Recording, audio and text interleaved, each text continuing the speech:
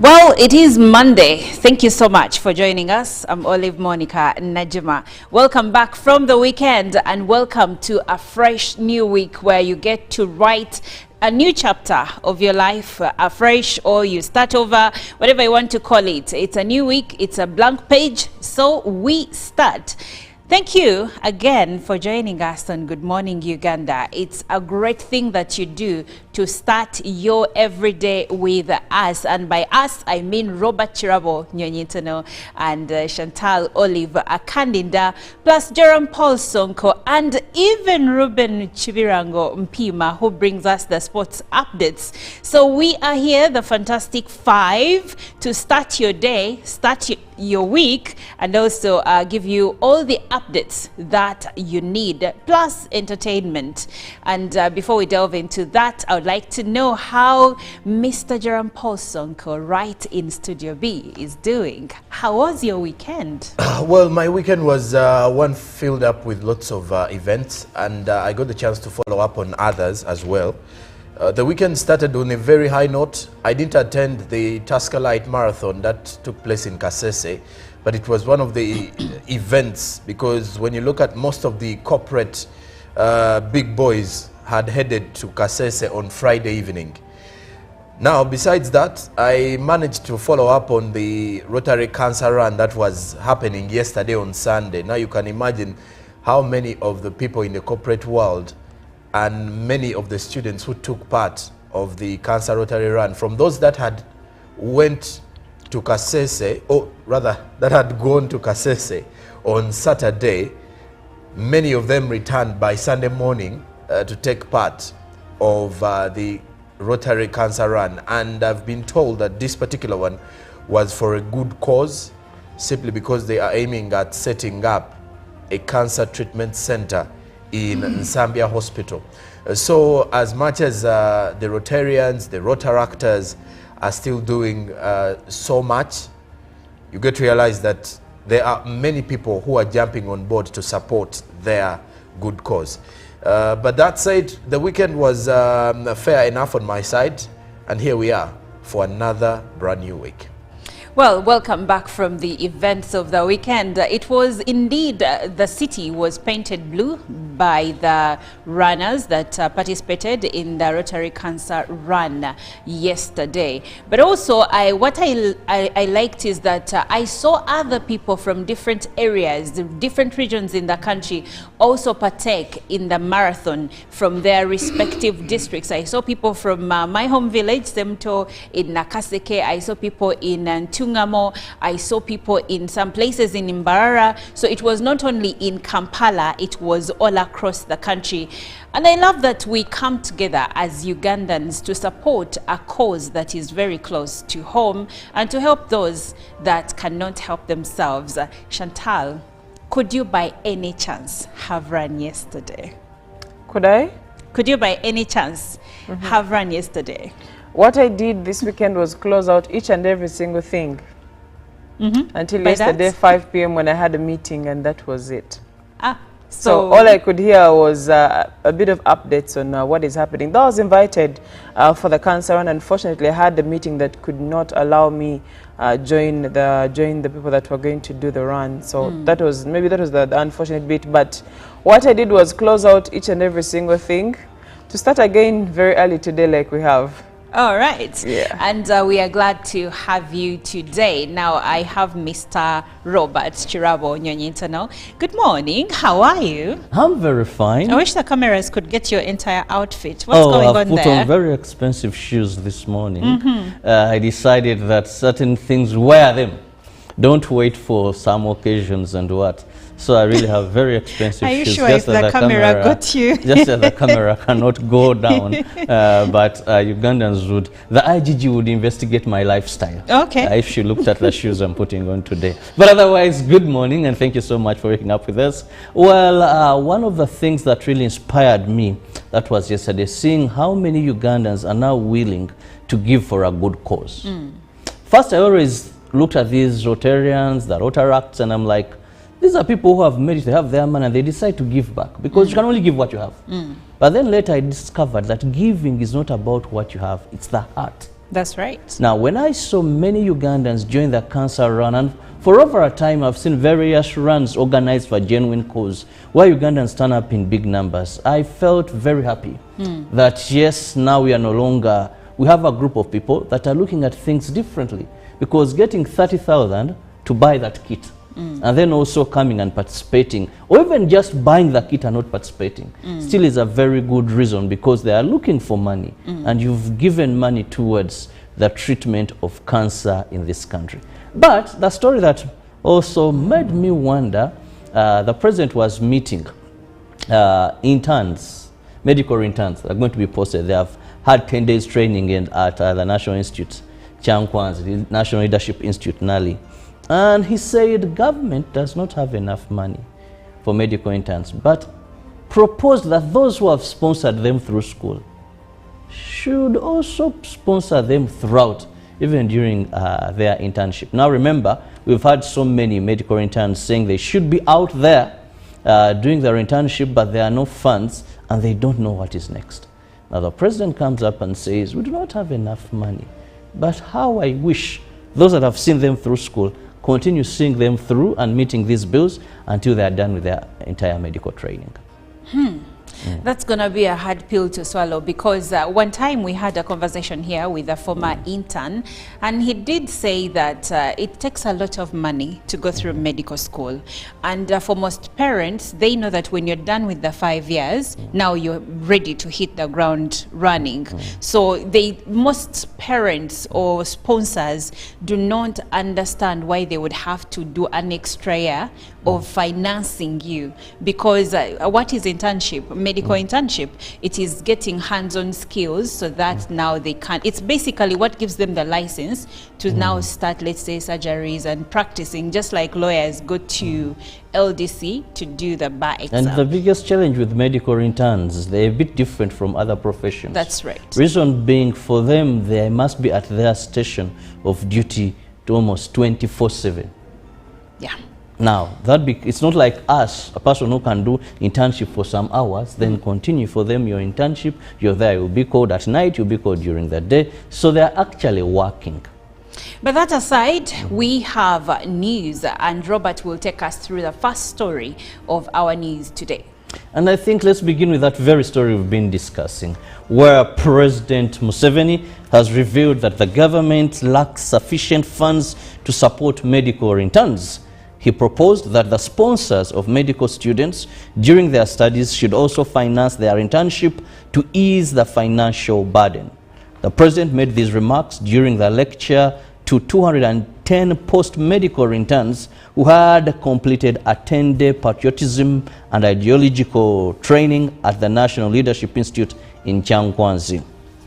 The meeting was held at State House Entebbe. President Museveni's proposal comes at a time when many medical interns are facing delays due to government slow release of funds necessary for starting their internship. In his lecture, President Museveni also discussed the origin of the national resistance movement and party's historical mission. Additionally, he called on medical professionals to support his efforts to increase the budget, enabling the government to create more positions at Health Center 3s and 4s to absorb as many doctors as possible. The Minister for the Presidency, Babidi Emili Babalanda, expressed gratitude to the Patriotism Secretariat, led by Miss Helen Seku, for successfully organizing the training program for post-medical interns. The director for Nali, Brigadier General Charles Kisembo, informed the president that the post-medical interns demonstrated high levels of commitment, resilience, and patriotism during their stay. The Commissioner for Patriotism in the Office of the President, Miss Helen Seku, thanked President Museveni for endorsing and supporting the post-medical interns training at Chankwanzi. Now moving on, the government, through the Office of the Prime Minister and other associated agencies, has commenced the relocation of 253 households from high-risk areas in Bududa to Bulambuli district. A senior disaster management officer in the Office of the Prime Minister and the team leader for the exercise Muhofa Titus, the program says the program aims to relocate a total of over 2,000 households from the district's high-risk areas to safer locations in Bulambuli district. The relocation program of 253 households from high-risk areas in Bududa to Bulambuli district has started with the primary goal of protecting residents from ongoing landslides that have claimed numerous lives. Titus Muhofa, the Senior Disaster Management Officer at the Office of the Prime Minister and the team leader, explains that the government is committed to relocating all residents of the 12 most disaster-prone sub-counties in Bududa district to safer areas. District Chairperson Milton Kamoti Wasungis praised the government for its concern for the citizens living in high-risk areas of Bududa and urged residents to support the relocation program. Muhofa also noted that the government has purchased sufficient land for the beneficiaries, complete with well-planned social amenities such as shelter and water supplies. Additional measures are being taken to ensure that the relocated individuals lead a decent life. Muhofa emphasized that special arrangements have been made for school-going children among the relocated individuals, particularly those in candidate classes, to ensure continuity in their education. And moving on, the Katikiro of Buganda, Charles Peter Maiga, has called for the recognition of the late Paul Kawanga Ssemwogerere, a distinguished politician and statesman who played a pivotal role in shaping Uganda's political landscape. The Katikiro made these remarks during the commissioning of a newly constructed classroom block named after Dr. Paul Kawanga Ssemwogerere at St. Mary's College, Kisubi. The ceremony was not only a moment of commemoration, but also celebration of the legacy of a man who throughout his life was a symbol of peace and integrity. As the Katikiro unveiled the Dr. Kawanga Ssemwogerere block, he emphasized the importance of remembering and honoring individuals who have made significant contribution to the nation's development and unity. The event was attended by several dignitaries, educators, and students, all of whom paid tribute to Dr. Ssemwogerere's enduring legacy. The head teacher and students of St. Mary's College, Kisubi, spoke highly of his contribution to Uganda, particularly in his dedication to peace, political processes, and his unwavering commitment to the country's betterment. Mrs. Georgiana Matovu, Dr. Ssemwogerere's widow, expressed her deep appreciation for the recognition given to her late husband. The Ssemwogerere family present at the event also conveyed their gratitude to St. Mary's College, Kisubi, for the thoughtful gesture. The call for broader recognition of Dr. Paul Kawanga Ssemwogerere serves as a reminder that the legacies of peace and service are timeless and should be celebrated and remembered by all. In other news, hundreds of Christians gathered at Boma Grounds in Moroto municipality to witness the consecration of Venerable Reverend Michael Chorey as the 5th Bishop of Karamoja Diocese. Bishop Chorey previously served as a priest at Pokot Archdeaconry in Amuriat district. He succeeds retired Bishop Joseph Abura, who served for 17 years. The ceremony was led by Archbishop Dr. Stephen Kazimba Mugalu, who assisted Bishop Chorey in taking his vows of true allegiance to the Church of Uganda. Bishop Chorey's priorities include utilizing church land for production, encouraging Christians to engage in income-generating activities, and improving health and education. The outgoing Bishop of Karamoja Diocese, Joseph Abura, emphasized the importance of education in Karamoja. In his address, Archbishop Kazimba Mugalu called for mindset and cultural transformation among the communities in Karamoja.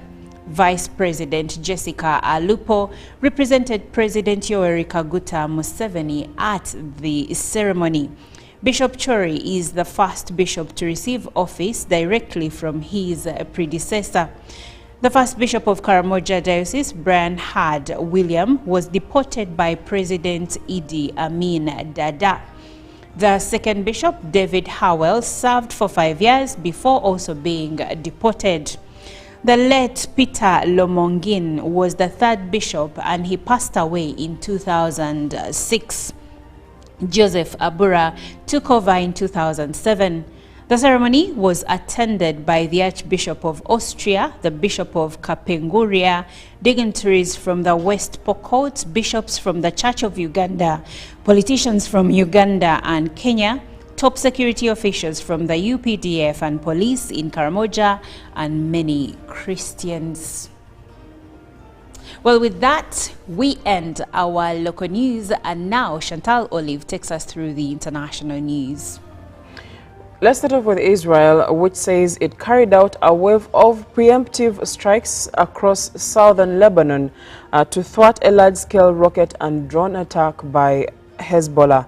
Jets destroyed thousands of Iran-backed armed groups' rocket launchers on Sunday morning. Israel's military said Hezbollah and its Amal allies said 3 fighters had been killed. Hezbollah said it had still managed to fire 320 rockets and drones at Israel in retaliation for the assassination of a senior commander. According to Israel's military, 1 Israeli Navy soldier was killed. The U.S. says it is working to avoid any further escalation after 10 months of hostilities that have raised fears of an all-out war. There have been almost daily exchanges of fire across the Israeli-Lebanon border since the day after the start of the war between Israel and Hamas in Gaza on October 7th. There was no breakthrough at the latest round of U.S.-backed Gaza peace talks in Cairo. Before leaving, Hamas said it rejected new Israeli conditions and accused them of backtracking on promises, and Israel denies changing its demands since a last round of talks in early July. Away from that, Kamala Harris's U.S. presidential campaign said it had raised more than $500 million in over a month, a record for any campaign history. The eye-watering amount of $540 million raised since Harris launched her campaign after President Joe Biden dropped out of the White House race comes as she and the Republican rival Donald Trump embarked on the final 10-week sprint to Election Day on November 5th. Trump, whose campaign was thrown when Biden stepped aside, reported having $327 million cash on hand at the start of August, and just before Harris took to the stage at the DNC on Thursday to accept her party's nomination, we officially crossed the $500 million mark. Campaign chair Jen O'Malley Dillon said in a memo. Immediately after her speech, we saw our best fundraising hour since launch day, she continued. In just over a month since we launched our campaign, Team Harris Walls raised $540 million, a record for any campaign in history. The sum reflects funds raised across the campaign, the Democratic National Committee and joint fundraising committees, the statement said. 1/3 of these donations were from first-time contributors, O'Malley Dillon said. And lastly, an armed group linked to Al-Qaeda, Jamaat Nusrat al-Islam wal Muslimin, has claimed responsibility for what it says was an attack that killed up to 200 people and injured at least 140 in central Burkina Faso. The attack took place on Saturday in the region of Basalogo, about 40 kilometers north of the strategic town of Kaya, which analysts said is home to the last standing force protecting the capital, Ouagadougou. The fighters opened fire on teams of people digging trenches designed to protect security outposts. Several soldiers were missing after the attack, and the attackers took weapons and a military ambulance. Reporting from Dakar, Senegal, Al Jazeera's Nicholas said they posted gruesome videos of the aftermath of the attack. We see men, women and children laying inside the trenches they were digging themselves. Effectively, they have turned into mass graves, he said, adding that the hospital in the area has called doctors, nurses and other medical staff from Kaya to treat those who have been injured in the attack. And that leads us to the end of our international stories this morning.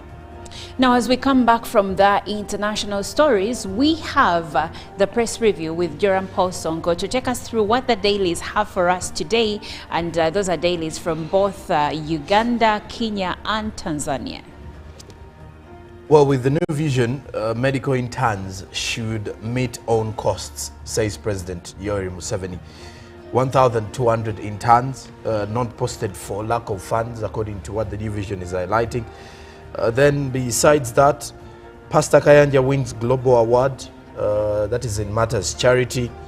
Then Ndiga clan leader, on the murder of the Ndiga clan leader, more about this same case. Prime suspect admits to crime in extrajudicial statement. Then also thousands run for radiotherapy center, a pictorial of the starting point as the Rotary Cancer Run 2024 took center stage yesterday. Then Bundibujo gets 22 billion shillings of a water project, and you can find out the review of Parliament's performance so far. Then in Katanga's trial, pathologist quizzed over post-mortem report. And elsewhere, the Daily Monitor, ring of approval for phones in schools. The Education Minister, Janet Museveni, says that the proposal contained in the ministry's digital agenda to allow learners carry gadgets to school aims to ease teaching and learning and also promote research among learners. Then 4 police chiefs get the boot as Museveni stops new contracts. Then healthy living. Shh, they say. It is perimenopause. Read about that, and it will be an interesting one for the ladies. Now, in the cancer run, thousands lace up in bid to end disease. And then in the regional news, River Semliki floods and leaves thousands out in the cold. Then panorama, from casinos to deportation, the mess at Uganda's missions. Then Bigombe decries mafia in elusive Kony Peace Pact. That is with the Daily Monitor. Then off to Kenya, the Daily Nation. This is our plea. In matters education, the students concerned about the severe impact the strike could have on their academic progress, as police in Haiti facing pay delays according to what the relatives are revealing. Then in matters politics, Ruto and Gachagua and Mount Kenya's game of numbers. Then security.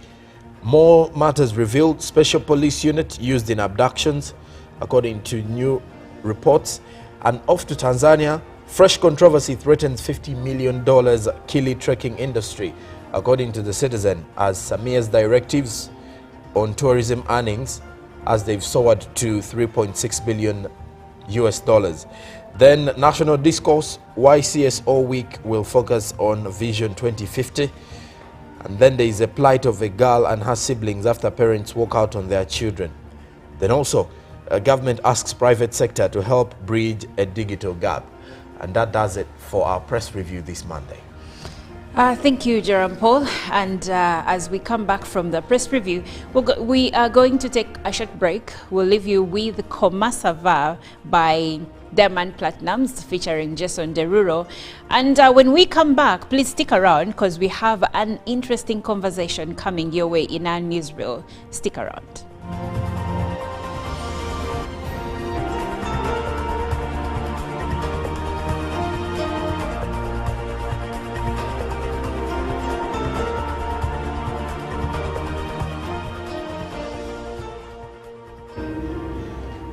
Well, it is Monday. Thank you so much for joining us. I'm Olive Monica Najima. Welcome back from the weekend and welcome to a fresh new week where you get to write a new chapter of your life afresh, or you start over, whatever you want to call it. It's a new week. It's a blank page. So we start.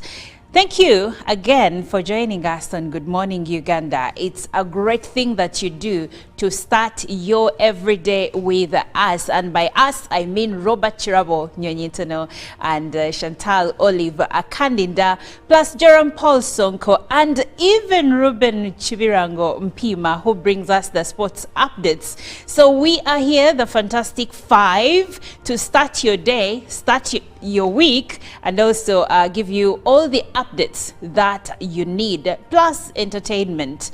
And before we delve into that, I would like to know how Mr. Jerome Paul Sonko, right in Studio B, is doing. How was your weekend? Well, my weekend was one filled up with lots of events, and I got the chance to follow up on others as well.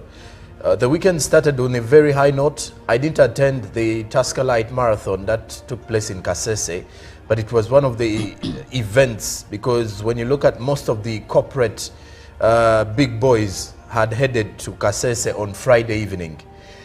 Now, besides that, I managed to follow up on the Rotary Cancer Run that was happening yesterday on Sunday. Now you can imagine how many of the people in the corporate world and many of the students who took part of the Cancer Rotary Run, from those that had went to Kasese, or rather that had gone to Kasese on Saturday, many of them returned by Sunday morning to take part of the Rotary Cancer Run. And I've been told that this particular one was for a good cause, simply because they are aiming at setting up a cancer treatment center in Nsambia Hospital. So as much as the Rotarians, the Rotaractors are still doing so much, you get to realize that there are many people who are jumping on board to support their good cause. But that said, the weekend was fair enough on my side, and here we are for another brand new week. Well, welcome back from the events of the weekend. It was indeed, the city was painted blue by the runners that participated in the Rotary Cancer Run yesterday. But also, what I liked is that I saw other people from different areas, different regions in the country also partake in the marathon from their respective districts. I saw people from my home village, Semto, in Nakaseke. I saw people in Tungamo. I saw people in some places in Mbarara. So it was not only in Kampala, it was all across the country. And I love that we come together as Ugandans to support a cause that is very close to home and to help those that cannot help themselves. Chantal, could you by any chance have run yesterday? Could I? Could you by any chance have run yesterday? What I did this weekend was close out each and every single thing until By yesterday that? 5 p.m. when I had a meeting, and that was it. So So all I could hear was a bit of updates on what is happening. Though I was invited for the cancer run, unfortunately I had a meeting that could not allow me join the people that were going to do the run. So that was the unfortunate bit. But what I did was close out each and every single thing to start again very early today, like we have. all right. Yeah. And we are glad to have you today. Now I have Mr. Robert Chirabo Nyonyitono. Good morning. How are you? I'm very fine. I wish the cameras could get your entire outfit. What's going I've on put there? on very expensive shoes this morning. I decided that certain things, wear them. Don't wait for some occasions and what. So I really have very expensive Are you shoes. sure if the camera got you? Just that the camera cannot go down. But Ugandans would, the IGG would investigate my lifestyle. Okay. If she looked at the shoes I'm putting on today. But otherwise, good morning and thank you so much for waking up with us. Well, one of the things that really inspired me, that was yesterday, seeing how many Ugandans are now You can now get all the Chibuzi out with MTN voice bundles. Call all networks. Kubei Dondoro. Buy a 25-minute voice bundle for only 1,000. Or buy any daily voice bundle of your choice. Dial *100 *21 hash and select daily, or use the My MTN app. When we talk together, we are unstoppable.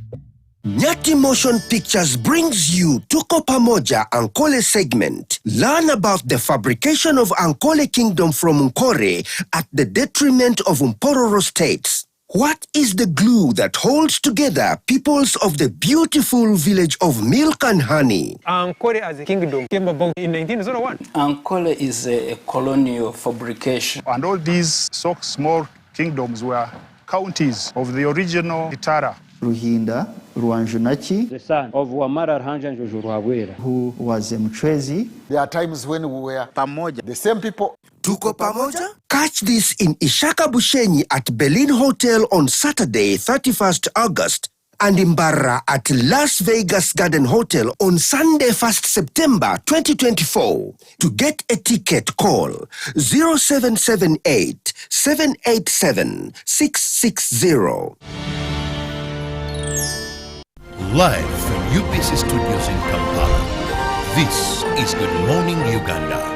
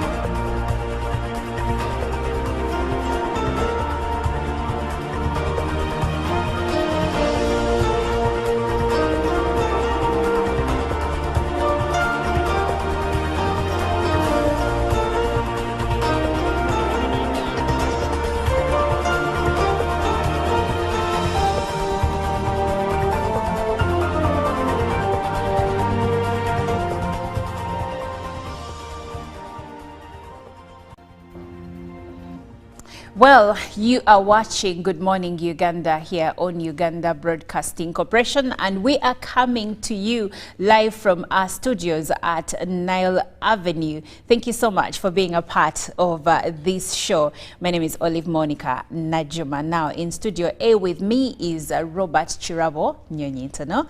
I like the way he's shaking his head like a politician. I think you're aspiring. You're just not telling us yet.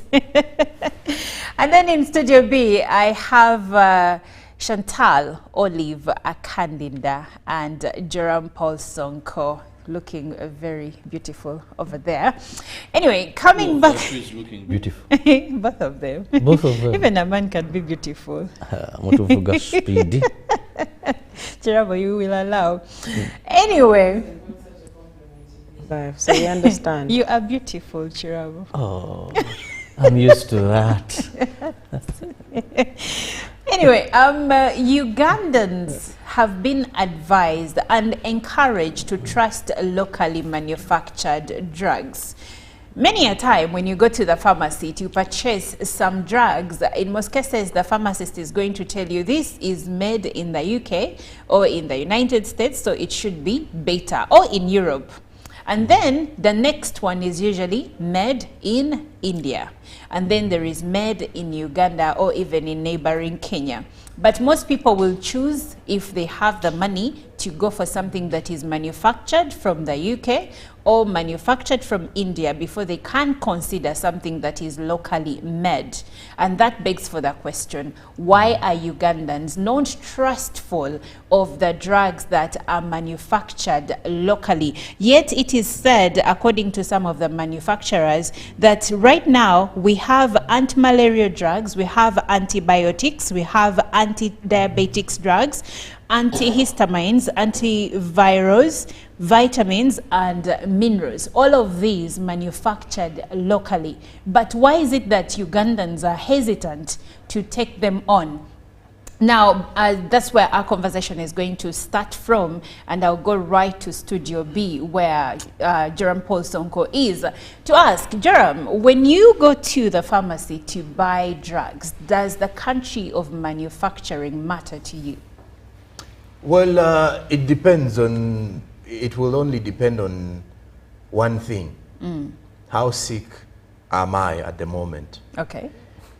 If the condition is very, very critical, chances are very minimal that I'm going to look at the company manufacturing the drugs, if at all it has been prescribed by the doctor. And please do note, when you look at most of these situations, you get to realize that not so many Ugandans are critical of the manufacturing date of, let's say, a drug, not until it has not effectively worked. And then others, not so many of them will even focus on, let's say, you know, the barcode, or even try to look at the manufacturing plant of this particular one, or where this particular drug was manufactured from, especially when one is sick. So there is that element of confidence that many of the Ugandans have in, let's say, the medical practitioners, especially when someone goes to a doctor or to a pharmacy to pick a drug they were prescribed to receive. And I am using this particular term of not so many simply because I belong to that bunch of Ugandans who rarely have the time to check where the drug was manufactured from. Do you realize that the pricing of those drugs is dependent on the country of manufacturing? Yes. That is a fact of business. Yes. And if you're told that, let's say this drug is 50,000, it was made in India or the UK, but then we have this drug of 20,000 that was manufactured in Uganda, does it make you comfortable that the drug that they are giving you at a lesser price is made in Uganda? Does it evoke questions in your mind that could it be authentic? Could it work well? What do you think goes on in the mind of a Ugandan when that is presented to them?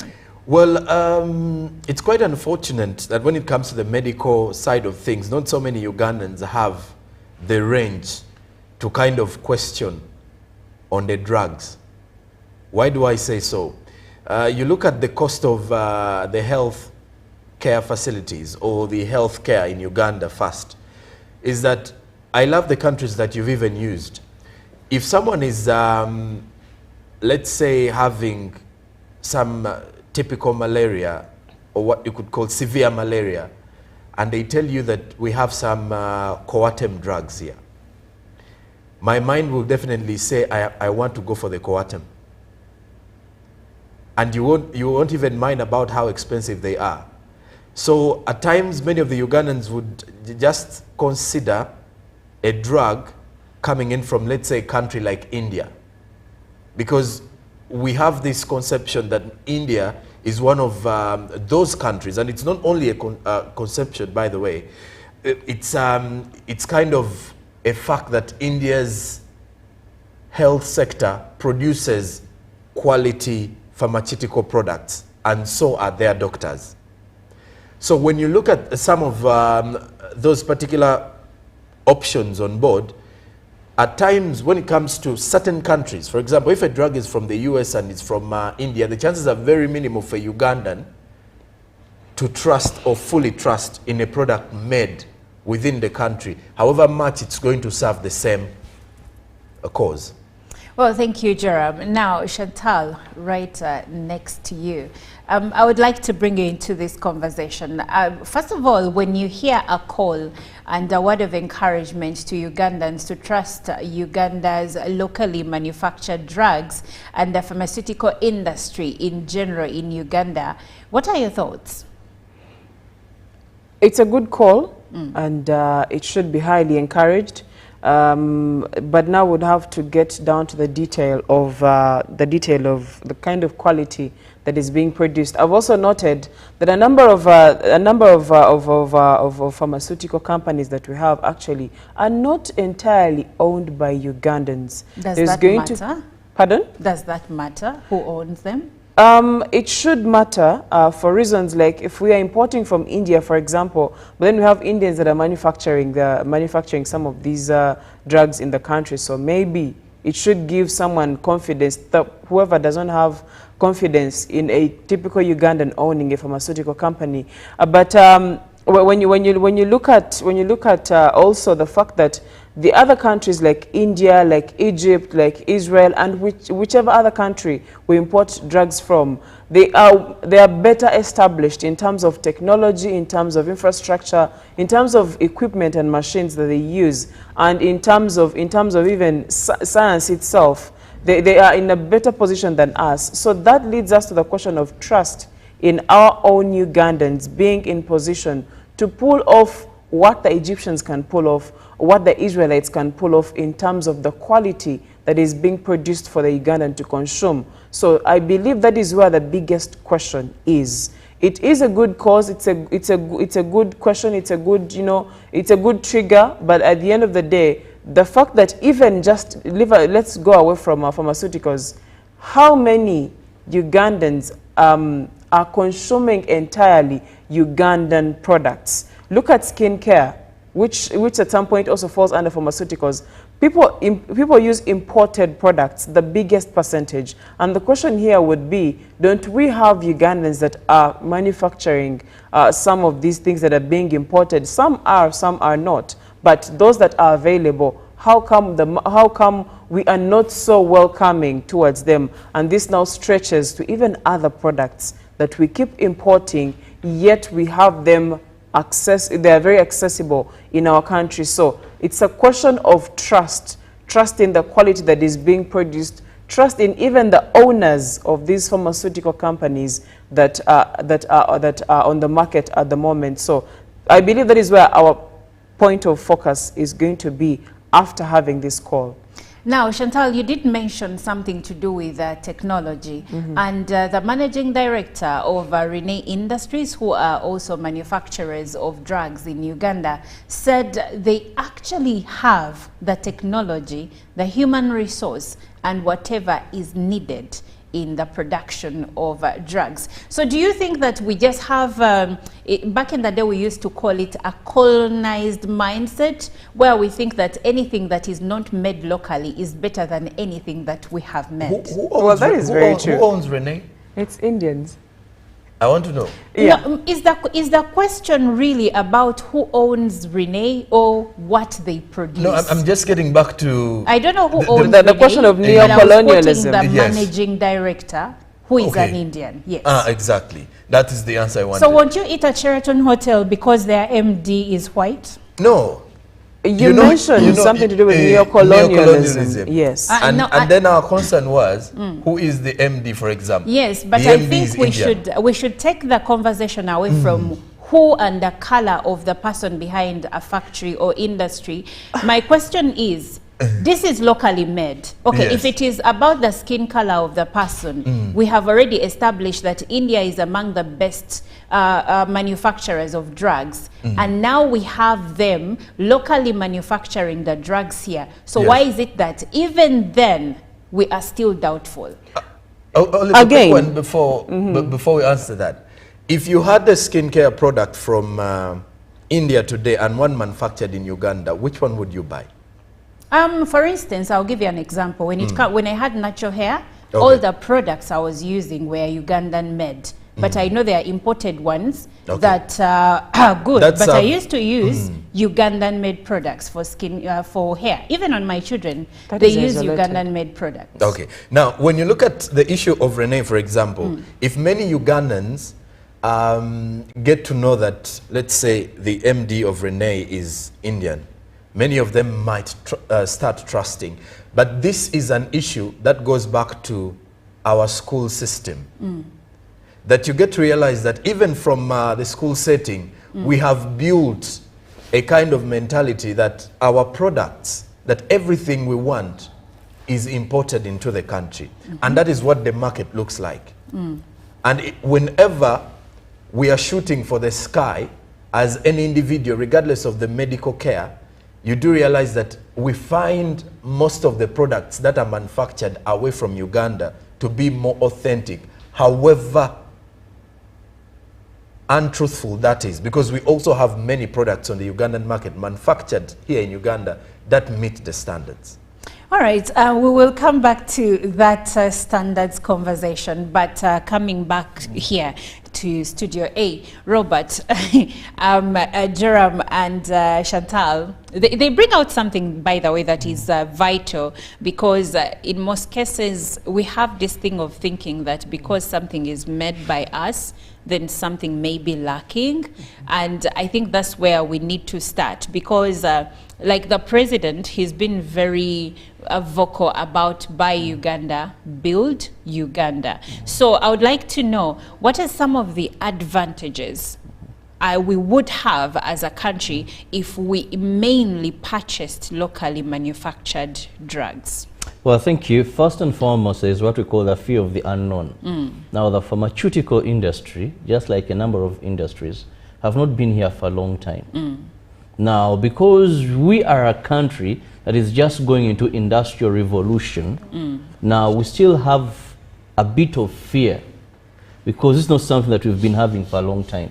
I'll take a simple example. Previously, we were importing so much furniture from Malaysia, UK, and everywhere. And for a Ugandan, they would go for furniture imported. Now, over time, the furniture industry has grown. They have imported these machines that do all. Now you find that many Ugandans look at something in a magazine and want it done home. And it's done. And it's done, a bed done home. Because the bed done home understands Ugandans better compared to a bed done in China. That's right. It's more stronger. Yeah. The size and everything. So, Sonko, you'll tell me why you're excited. So, the kind of wood we use, you know, it knows that the job and purpose is going for. Well, a job maybe made in China may not be that very good. That is on a lighter note. But trying to bring my example home now. That's just the fear that this is something new. When, you know, we've not been manufacturing drugs. So there will be that fear that now if you're talking about manufacturing drugs, are these drugs even good? But over a time, Ugandans will come to accept that yes, these drugs are working better on tropical diseases because these are diseases that are ours. They know the content that has to be put in. The genome may be body weight, you know, and all these because they're tailor-made for Ugandans. I like that because it has been established that some drugs on the market are not actually made for black people. So when you have a factory that is situated here, are you saying that they are going to do research and get to know Ugandans and understand them and tailor-make drugs for them?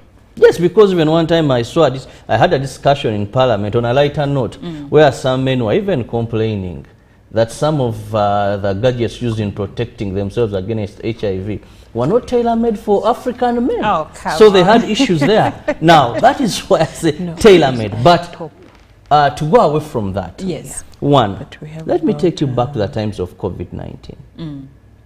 If we do not build our industries in the medical sector, it showed us that a time can come. And we are helpless. And we are helpless. Yes. We don't have the drugs because we are depending on importation. So the biggest issue here is let's build our industries by supporting them so that they have the money, they do more research, and we close the high importation gap because we've learned from history. When we were craving for vaccines here and there. And the white man was very okay. He first thought of his people. That's right. And I remember our president very annoyed when he said, but how can you do this? You see, when we had the second wave of COVID-19 that unfortunately claimed many Ugandans' lives, India, the strain that came from India, India stopped manufacturing drugs for other countries. They stopped sending vaccines and drugs to other countries. They were now looking at their people. So that is what I'm saying, that we can only build what is ours. The other thing is the high money we are spending on importing these drugs. That's right. But also affordability. I had Sonko, I think, and my sister Chantal there talk about costs. But you see, most of these drugs are manufactured through local materials that we have. Some of them is, one person was telling me, these herbs you find everywhere. Just that there is a little bit of improvement. So something done home, definitely it would be very funny if it is a higher price because you've not gone through importation. That importation involves transportation, the various taxes. This is something done home. So it could definitely, it is relative for it to be cheaper. But also, there is what we call good branding. Yes. Now, our drugs sometimes, the packaging is wanting, the quality could be good. But remember, we have these companies that just branded. Let me tell you, when someone has branded and invested in branding, I can sell you something. Yeah, that's right. Because I have made a name. Because of how you've branded it. Because of how I've branded my name, I'm in farming. But you find that there's a farm you'll go to, no matter even if the cow is 75% a pure jersey, this person is selling it to you at a high cost, but they have made a name. They have made a name. So most of these companies where we are importing drugs from, it's not that they have what is better than us. They have been in this business for so long, and because they have been in this business for so long, they have mastered the art of branding. Yet this is something new, and you have not had these industries for the last 10 years. Okay, so thank you, Robert. Yes, I would like to go basically. back to Chantal. Now, I'll tell you a short story. A friend of mine went to buy a morning after pill, and most ladies, I think in Uganda, know Gynomine and Postina. Though in recent years, it has also been established that we had fake ones on the market. So she was sold this pill, which was one pill, Ugandan made, and she was not sure she was safe. So it's a point of perception, and there is a reason why I'm going to Chantal, because she's a lady like me. No. Robert, please. Anyway, Chantal, when it comes to perceptions of Ugandans, someone is given a drug and then they are used to something that is imported, so they are doubtful that this drug will work. So we see that we have a very big problem when it comes to perception. How can the government and the pharmaceutical companies work together to change the perception of Ugandans when it comes to locally made drugs? Trust is a very is a very short word, but carries a lot. Carries a whole lot of weight. And to be honest, there is a number of things that many Ugandans do not trust when it comes to certain aspects. When it comes to, let's say, like manufacturing, when it comes to projects that are being put forward. To name but a few. So the government in this case, one, needs to look at sensitization of masses. Now, please note that the manufacturing industry of our country is still growing, and at the moment the pharmaceutical industry contributes about 10% to this to the whole lot, the manufacturing sector. So that means that we are still growing, and that is enough not to give Ugandans confidence that what we have is good enough. And that's why in the beginning I told you, you need to look at things like the equipment we have, you need to look at the experts that we have, you need to look at the level of science and technology and the growth in those areas. And that is the first thing that will instill confidence. If I know for sure, that when I walk into that industry, I am walking into an industry that is, one, very, very equipped with everything necessary. I know where I can trace where the raw materials are coming from. I can trust which expert is on this medicine or in this company trying to make it their best, and this person actually is credible enough. That is the first step to instilling confidence. Because listen, these people will be speaking for the product that is being put out. But also, the mindset of the Ugandans need to be changed. During COVID, the COVID, especially around 2021, there is a supplement that was recommended to me, and it is manufactured in Uganda. It is called Replenish. When you check it out, you get it from national medical stores, and it has all these things about it that will make it credible, and it's an immunity booster, and was usually given to those that had COVID to boost their immunity. Now, how many Ugandans know the existence of Replenish? How many Ugandans know the existence of all the antihistamines that we are producing in the country? On that note, that's where I would like to get Jerome Paul's last words on the matter. Should it be a responsibility of pharmacists to front locally made drugs? In a few seconds. Well, it should be, but in these few seconds, let me just give you two of the major problems some of the pharmaceutical players are facing. One is compliance with international quality standards, because the local manufacturers are supposed to have standards they follow, which is good manufacturing practice, the GMP. And then there is an element of local manufacturers needing increased funding. Now, taking you back on matters funding, 10 years back, there was a national pharmaceutical sector strategic plan. This was running from 2010 to 2015. That is like 5 years. And the government was aiming at increasing funding for the essential medicines. And in turn, it was now creating demand for these products. Please do note, by that time, that is still 10 years back, we only had about 14 licensed pharmaceutical players. Now we do have close to 30 and above, meaning the numbers increased. And also with the fact that there was those tariffs that were put on those who are importing products, it became easier for the players locally to attract the market here and also get various clients or patients.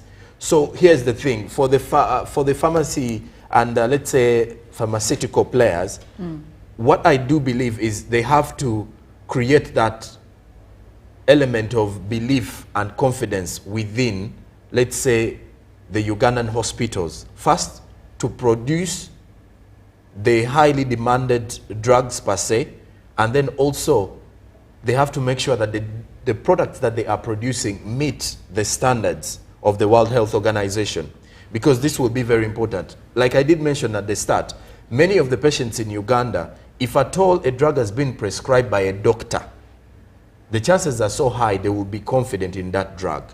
Well, thank you, Joram. Robert, your parting shots. Well, the time is now for us to build what is ours. So it's a call for those in these industries to ensure that they deliver quality, so that we do not have any setback of someone bring a Ugandan product. And to government, we need to support these companies financially, also in terms of getting these various accreditations, verifications, because COVID taught us. We don't know if there will be COVID-25, COVID-26, or something similar to that. When the entire world has closed, and it's only what you have within you that can save you. Thank you, Robert. Yes, and as for me, my experience as a parent has taught me a lot about drugs, and I have also learned that when you go to the pharmacy, they will front something that is more expensive and imported.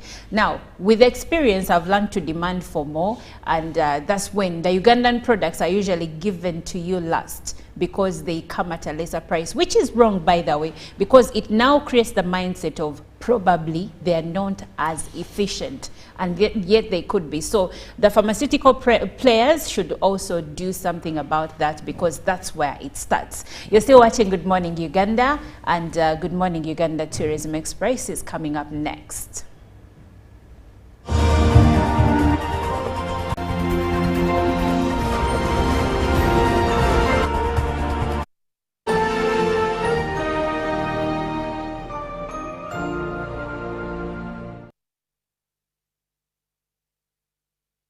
Of the day on UBC.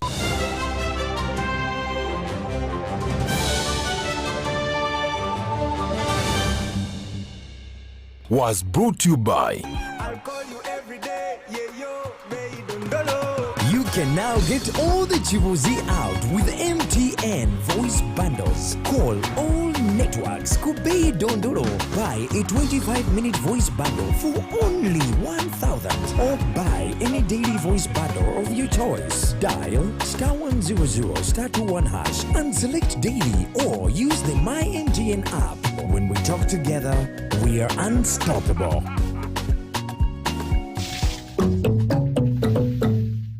Nyati Motion Pictures brings you Tuko Pamoja Ankole segment. Learn about the fabrication of Ankole Kingdom from Chorey at the detriment of Mpororo states. What is the glue that holds together peoples of the beautiful village of milk and honey? Chorey as a kingdom came about in 1901. Chorey is a colonial fabrication. And all these so small kingdoms were counties of the original Itara. Ruhinda Rwanjunachi, The son of Wamara Ruhanganje, who was a Mchwezi. There are times when we were pamoja. The same people. Tuko Pamoja? Catch this in Ishaka Bushenyi at Berlin Hotel on Saturday, 31st August. And in Barra at Las Vegas Garden Hotel on Sunday, 1st September 2024. To get a ticket, call 0778 787 660.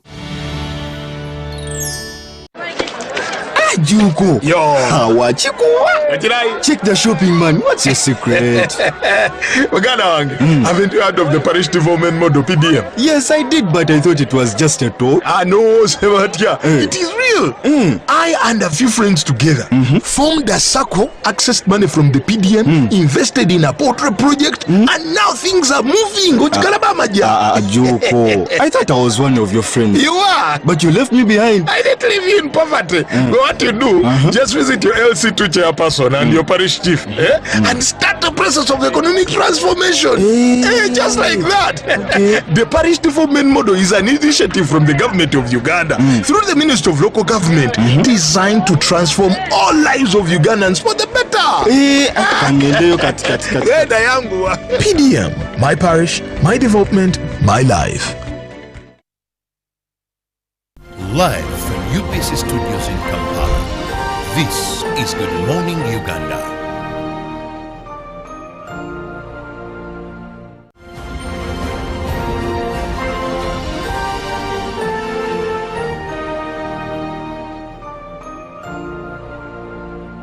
Cultural tourism in Uganda is one of the less spoken about products that we have in the country, yet it attracts like several discerning tourists that are seeking out for culture experiences, unique culture experiences around the world. So when we talk about Uganda's culture, with the more than 50 tribes that we have in the country, it is really a product that we should be giving a lot more attention, considering the other products that we are giving attention now. And today, being in Toro region, Toro Kingdom, here we are at Mpako Village, the one-stop center for all Toro's culture. If you need to know anything about Toro's culture, this is the place. But the highlight for the place is the Mpako. Do you know that Mpako is just a pet name that is given to the Toro people, but it is also extending to the Banyoro, going to Congo. So it is a pet name, say Amoti, Awoli, Apodi. These are some of the common names. And yes, it is common that most people have pet names. Maybe they meet Toro friends that give them these pet names, but do you know the rituals behind? Do you know how you're initiated into this pet name, how you get this pet name? So at Mpako Village, you get into the real Mpako tradition. It is an indigenous tradition that is somehow being phasing out due to the modernity that is coming up, the transformation. But here at Mpako Village, you get the real experience, the rituals, you go through the rituals, the food, everything that you need so that you get your Mpako name rightfully as the Mutoro woman or Mutoro man that they get it. So let's roll through the place and see what happens here.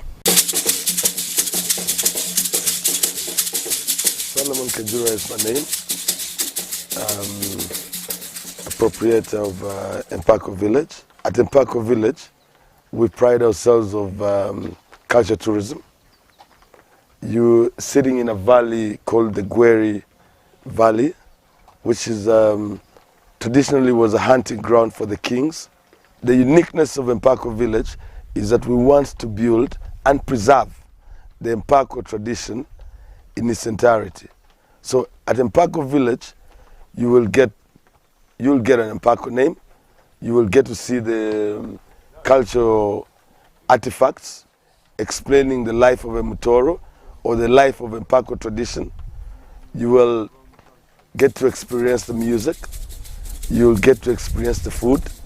You'll get to experience all other rituals that associate with the Batoro and the people of Mpako. But also, I mean, the art and the architecture embedded in us brings out the beauty that you see today. So the uniqueness of tourism really, I feel, is the experience and the beauty and the story behind the establishment. My name is Nelon Gerada Moti, and there are very many people who have Mpako outside there, but they don't have it the right way. They did not have rituals performed of getting Mpako. Mpako, for those who don't know, is these are names of endearment for the Batoro and Banyoro and other tribes around East Africa. There are 12 of them, and most people have them, say a Moti, a Kiki. Some people don't have them the way they're supposed to.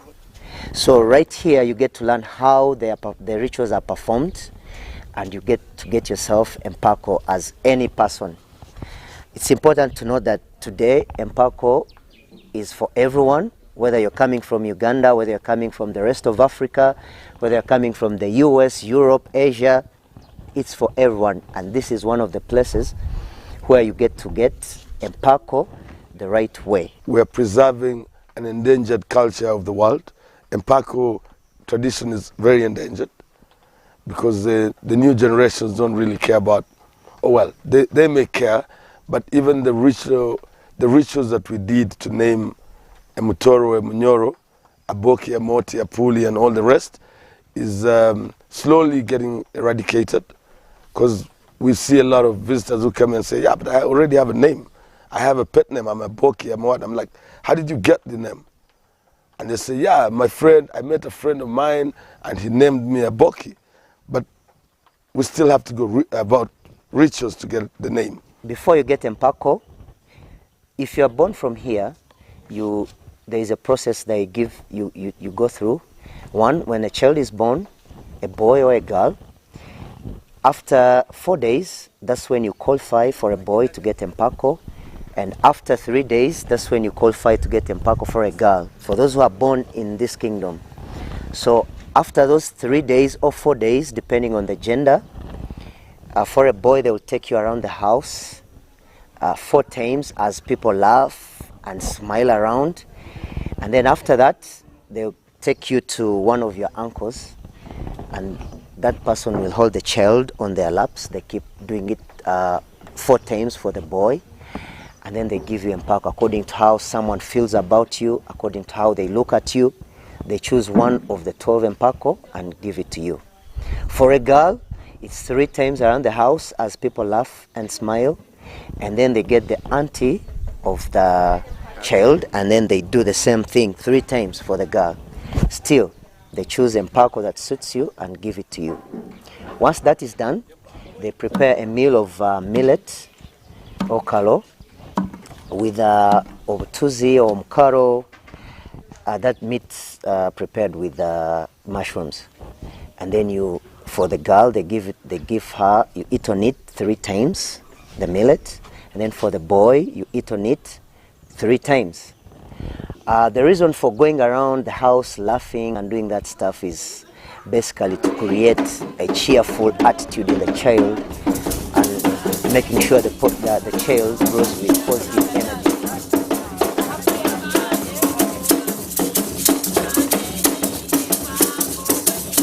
So many activities happen here at Mpako village. You can go for shipping, but here still you're going to meet not the world's biggest, but we consider it the world's biggest port house, because when you look at the World Guinness records, the highest port stands at around 2 meters, but this one, it is like in 12 meters. So we believe that it is the world's largest port house. So if you want to see such unique things in Uganda, you should consider visiting Mpako village, that is located just about 12 kilometers on Chibale Road and 5 kilometers from the Chigarama post. So Just be here. This is a place for you.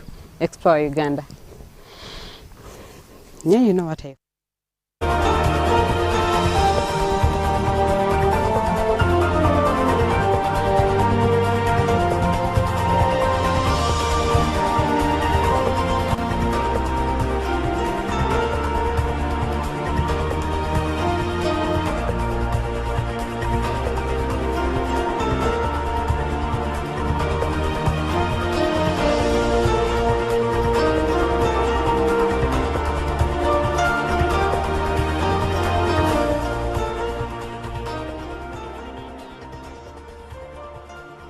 Well, so many things have been known about this particular country of ours, the Pearl of Africa. And one of those is being a country rich in milk production. Now, the levels when it comes to milk production and producing milk in the country is one of the major things that the government intends to achieve in regards to the volumes increasing. Now, over the years, the government of Uganda has ensured that it puts the farmers into context of understanding the importance of producing quality milk, but on top of it, also reminding Ugandans that it's essential to consume the same milk being produced. Please do note that in Kenya, many of the Kenyans do consume volumes of milk or liters of milk. And there was also a new development from Rwanda, because many of the social media fanatics were really surprised and amused by the fact that there are certain bars in Rwanda where you will have to go in and find quite a number of people ordering for milk instead of the alcohol demand that we have in Uganda. Now, that said, when it comes to milk production in the country, the latest reports coming in from the World Health Organization reveals that each person should ideally consume 200 liters of milk annually.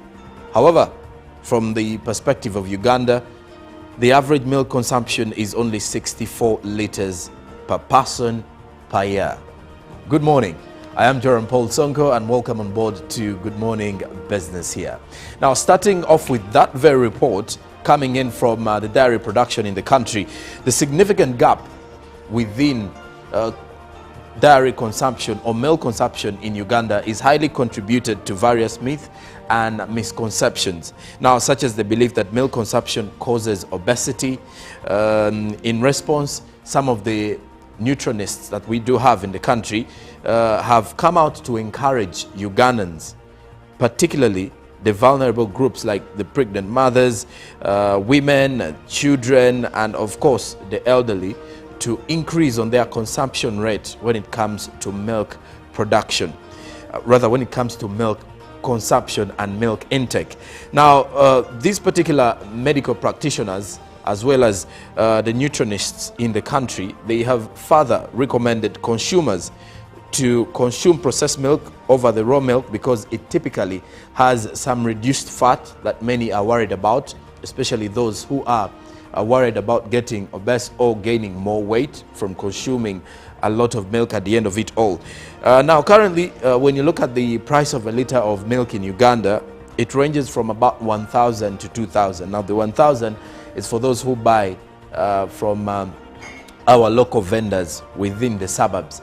And then for those who have access to various outlets within the capital or the supermarkets, you'll find a liter. In fact, a half liter goes for about 1,000, and then a liter will go to 2,000. That is in most of the suburbs. Then for the supermarket prices, from about 2,800 to 3,000 Ugandan shillings for a liter of milk, if you are to look through the prices going forward. Now, when you look at some of these price range, it becomes quite difficult for some Ugandans to afford the milk, basing on the fact that not so many of the Ugandans do earn a 5,000 Ugandan shillings a day or can earn $1 per day, because many, I should say, do survive on $1 per day, according to more reports coming in. Now, to cater to all the consumer needs, milk processors have introduced smaller and more affordable packaging, such as for those who have been able to see the yogurt sachets that go for about 1,000 Ugandan shillings, 1,100 Ugandan shillings. And then also some yogurt tins that also go for around 1,200 and 1,500, in order to ensure that milk products are affordable for everyone. Like I did mention, when you look through many of the milk vendors that we do have that go through the different suburbs in the country, especially those who actually trade using a bicycle, many will sell you half a liter at 500 Ugandan shillings, 600, 700, depending on the area you're living in. And at times, this is milk that is right from, that has just been milked early in the morning and is now up for sale later on in the morning hours. But besides that, Dr. Kamara, who has warned against the consumption of imported dairy products, he has come out to reveal that they may contain undesirable substances that are not suitable for consumption.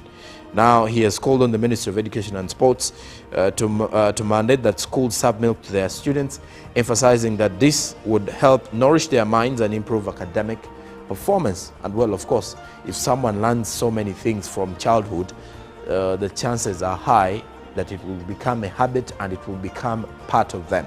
So as much as we are looking at improving and trying to build on the capacity of the milk we export as a country, because we really do have market now for our dairy products, we also need to improve on our consumption rate.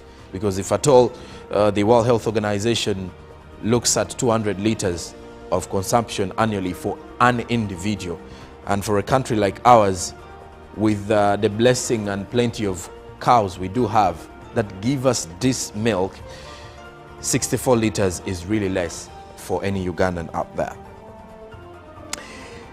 Now, away from that, let's talk matters youth employment in the country, because Rene Industries, a leading pharmaceutical manufacturer, has celebrated 25 years of existence. Now, the milestone is not only a significant achievement for the company, but an achievement for the entire country, because for 25 years of existence, it has probably been giving a platform for many of the Ugandan young people, fresh graduates, and those who are already in the job market.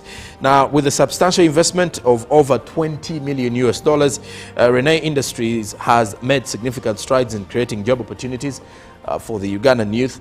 The company is currently employing about 700 people, of whom 680 are Ugandans.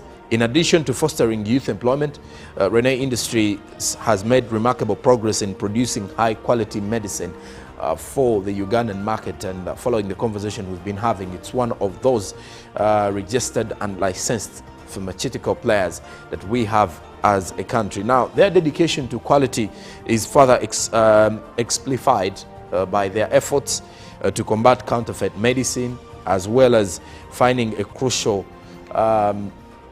selling platform that will give Ugandans quality medicine that meets the standards of the World Health Organization and, of course, the standards of the Ministry of Health. Now, that said, the company's 25-year journey highlights how industry and innovation can drive positive change. And of course, when it comes to such companies, just recently, Uganda Bati was celebrating 60 years of existence. And those 6 decades of existence have been a turning point, not only for the Ugandan consumers of the iron steel, of the steel industry, but also a game changer for the youth who are looking for jobs, especially those who are qualified in the discipline of the steel industry. And now on top of it, when you come to Rene Industry here, you get to also realize that for 2 decades and a half, they've been a game changer trying to provide quality medical products and quality pharmaceutical products for the Ugandan medical sector. And well, as we're summing up with our business this morning, we now turn our focus onto the forex market to see how various currencies have been faring on the exchange. For those that are moving on to exchange some currencies, for those in the forex trading at this particular time. This is courtesy of the central bank as of close of business Saturday.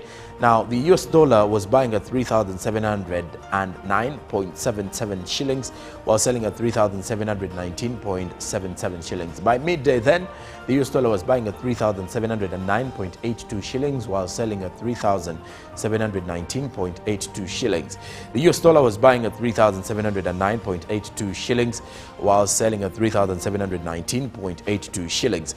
The Great Britain pound was buying at 4,863.95 Ugandan shillings, while selling at 4,870.06 shillings. Now, off to the euro, it was buying at 4,126.00 shillings, while selling 0.80 shillings while selling at 4,137.93 shillings. The Kenyan shilling was buying at 28.76 shillings, while selling at 28.84 shillings. The Tanzanian shilling was buying at 1.37 shillings, while selling at the same of 1.37 shillings. Then looking at the South African rand, which comes in as our last update from the forex market, it was buying at 206.24 shillings, while selling at 206.80 shillings.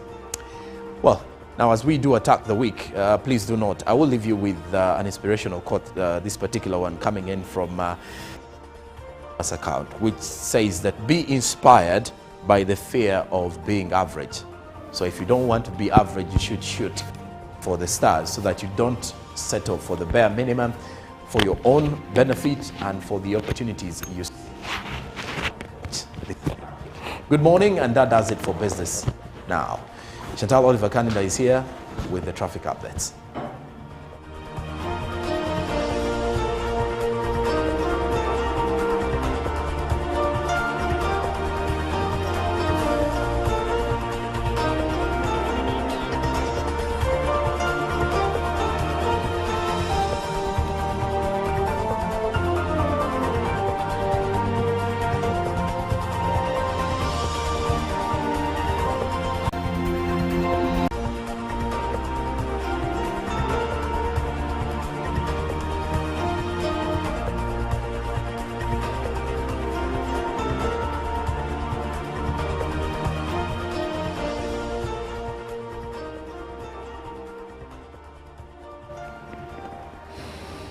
Good morning and thank you for joining us. Now the holiday makers are already back home and hopefully there is no traffic this morning. So let's see how we are faring and how we can get to town in the easiest way possible.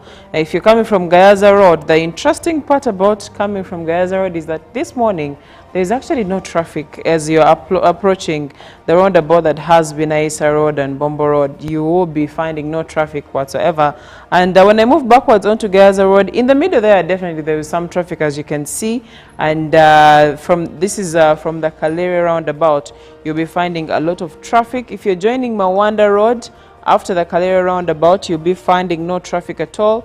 Church Road, no traffic. And Sora Road, Kafero Zone, no traffic. However, if you are using Kafero Zone to connect to Dualido Road or connect to Mulago side, you'll be finding a lot of traffic in there. This must be because this is an access route and some people choose to use access routes at the peak hours, and that makes them vulnerable to traffic. Even Dualido Road itself has some traffic, as you can see. Lower Mulago Hill Road side has no traffic. Isingiri Street, no traffic at all. Now, Mawanda Road is mad with some very good traffic. So if you can avoid it, I recommend that you avoid it. Now, this traffic goes all the way up to Tafno Drive, and you can use that side to connect to Chira Road, or you can use it to connect to Mulago side, as you can see.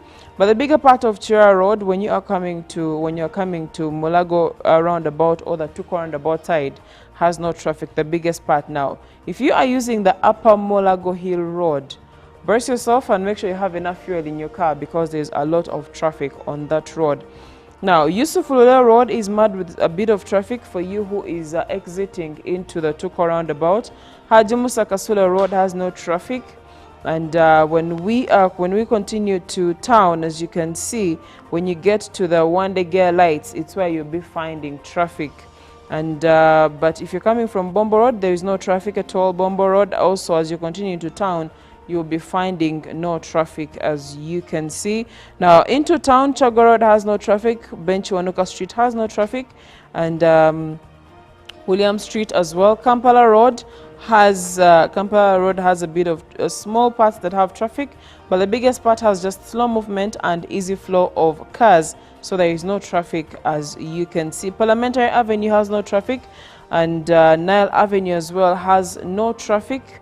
If you're thinking of using the Chintu Road, there is no traffic that side as well. Now the part of Nile Avenue that connects to the roundabout that has Oasis Mall, Nile Avenue itself has no traffic, but into that roundabout you'll be finding a bit of traffic. Now if you are connecting to Ginger Road, there is a bit of traffic because of the lights, of course.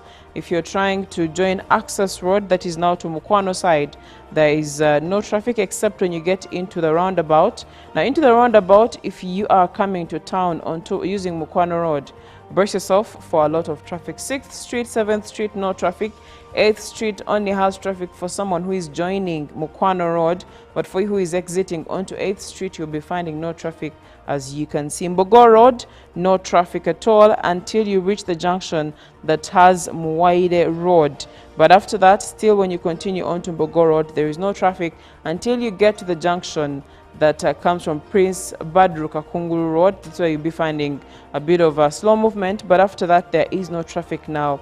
If you are someone that works from Muyenga, or you are going from Muyenga or coming from Muyenga, there is no traffic at all until up Tank Hill Road. As you can see, there is no traffic, and Chironde Road, no traffic, and Lubowo Close as well has no traffic. So anyone that works from Muyenga side, there is no traffic at all. Gaba Road seems to be okay at the moment. There is no traffic. As you can see, you will be in position to move smoothly if you're using Gaba Road to get to another place. And well, that does it for our traffic updates this morning.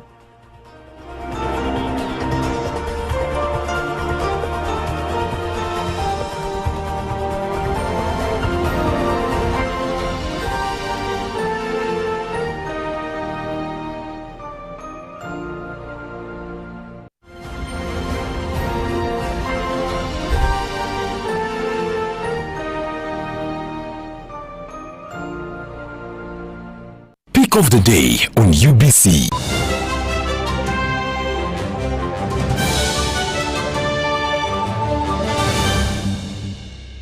Was brought to you by I'll call you every day, yeah, yo, baby, don't go. You can now get all the Chibuzi out with MTN voice bundles. Call all networks, Kubei Dondoro.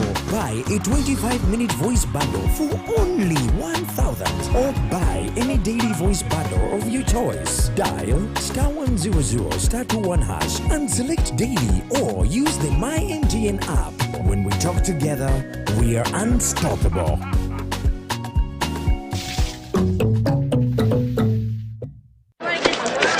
Juko. Yo. Check the shopping, man. What's your secret? Haven't you heard of the parish development model PDM? Yes, I did, but I thought it was just a talk. No, Ssemwogerere. It is real. I and a few friends together formed a circle, accessed money from the PDM, invested in a poultry project, and now things are moving. Juko. I thought I was one of your friends. You are. But you left me behind. I didn't leave you in poverty. What you do, just visit your LC2 chairperson and your parish chief, and start the process of economic transformation. Just like that. The parish development model is an initiative from the government of Uganda through the Ministry of Local Government, designed to transform all lives of Ugandans for the better. PDM, my parish, my development, my life. Nyati Motion Pictures brings you Tuko Pamoja Ankole segment. Learn about the fabrication of Ankole Kingdom from Chorey at the detriment of Mpororo states. What is the glue that holds together peoples of the beautiful village of milk and honey? Chorey as a kingdom came about in 1901. Chorey is a colonial fabrication. And all these small kingdoms were counties of the original Itara Ruhinda Rwanjunaki, the son of Wamara Ruhanjanjojuruhabwera, who was a Mchwezi. There are times when we were pamoja, the same people. Tuko pamoja? Catch this in Ishaka Bushenyi at Berlin Hotel on Saturday, 31st August, and in Barra at Las Vegas Garden Hotel on Sunday, 1st September 2024. To get a ticket, call 0778 787 660.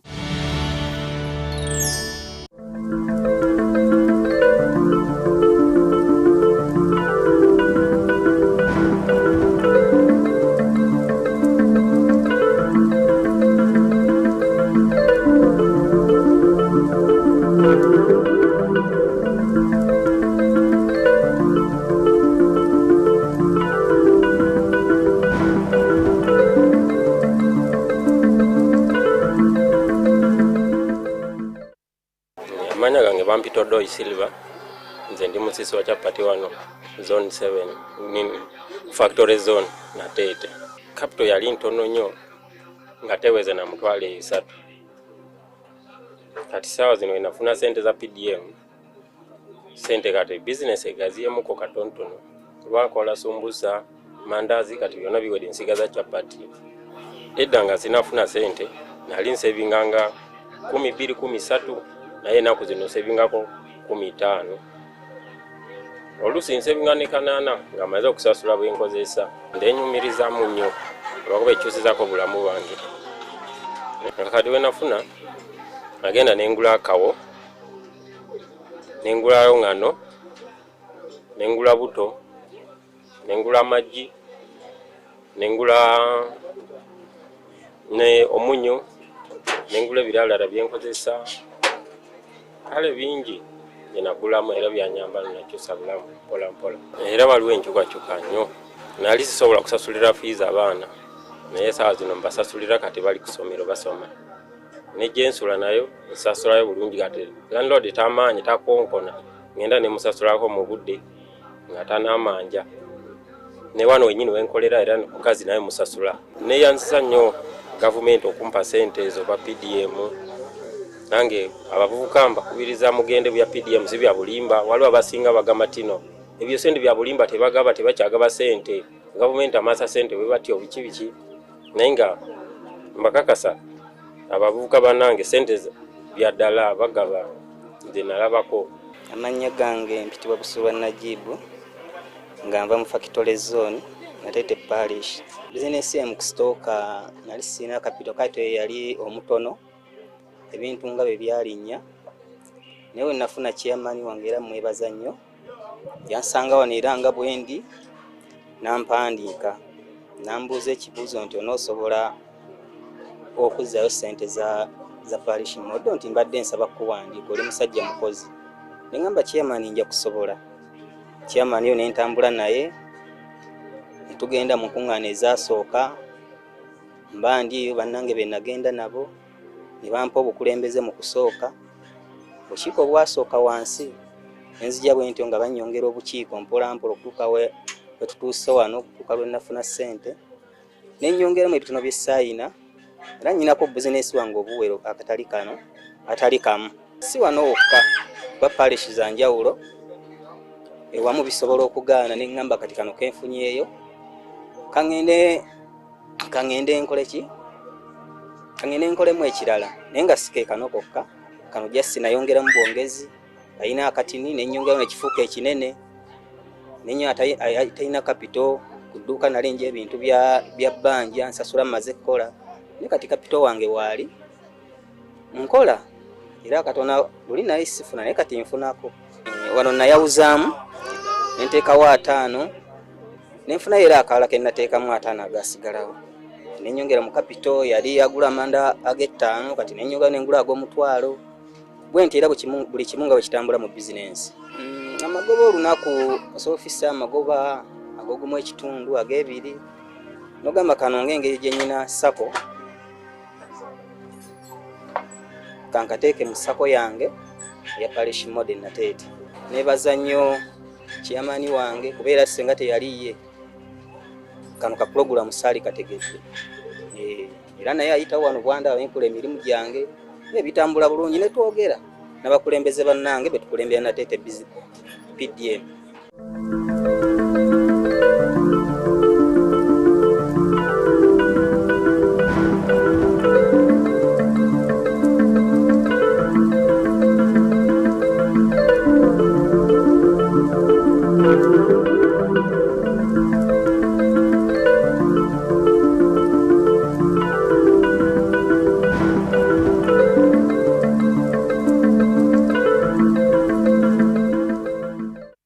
Hey, Uplift family.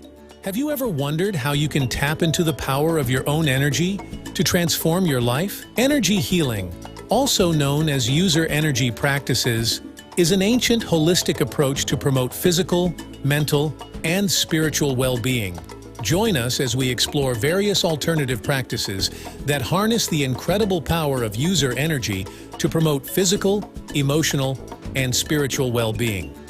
Number 10 on our list is Reiki. Reiki is a Japanese technique that involves the laying on of hands to channel healing energy. Practitioners believe that this energy can help balance the body's energy and promote relaxation and overall wellness. Number 9 on our list is acupuncture. Acupuncture is a traditional Chinese medicine practice that involves inserting thin needles into specific points on the body to stimulate energy flow, qi, and promote balance within the body. Number 7 is chakra balancing. Chakras are believed to be energy centers within the body. Practitioners of energy healing work to balance and align these chakras to ensure the smooth flow of energy throughout the body. Number 6 is crystal healing. Crystals are thought to have specific energies that can influence the body's energy field. Practitioners use crystals by placing them on or around the body to promote healing, balance, and positive energy. Number 5 is Qigong. Qigong is a Chinese practice that combines movement, breath, and meditation to cultivate and balance qi, life force energy. It is often used to improve physical health and enhance spiritual well-being. Number 4 on the list is Theta healing.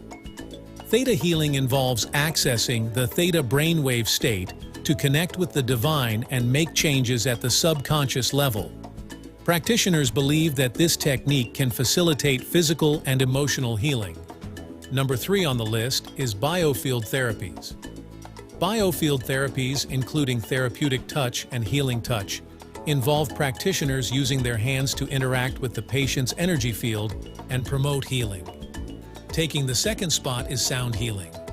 Sound healing uses vibrations from instruments such as singing bowls, gongs, or tuning forks to resonate with the body's energy and promote relaxation and healing.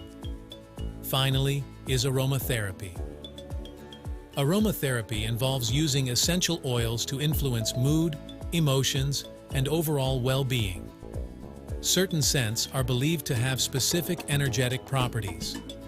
It's important to note that energy healing is a complementary practice and should not replace traditional medical treatments. It can be used alongside conventional medicine to enhance overall wellness. So, why not take a step towards unlocking the power of your own energy? By embracing user energy healing practices, you can tap into a world of limitless possibilities, connect with your inner self, and experience the transformative power of these alternative approaches. Thank you for joining us on this journey of discovery. If you enjoyed this video, please subscribe to our YouTube channel for more insightful content. This program is produced by Sani Production, powered by UBC TV, inspiring Uganda.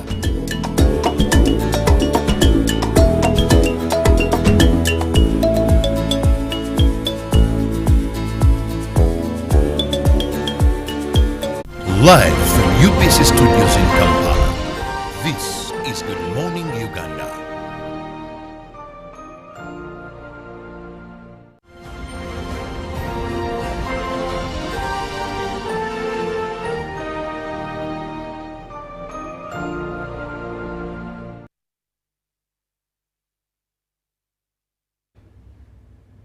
Well, you're watching Good Morning Uganda with me, Olive Monica Najuma. This segment is our agenda segment where we get to delve into different key issues in the country. Now, last week, the Minister of Education okayed the use of smartphones, laptops and other ICT gadgets in schools.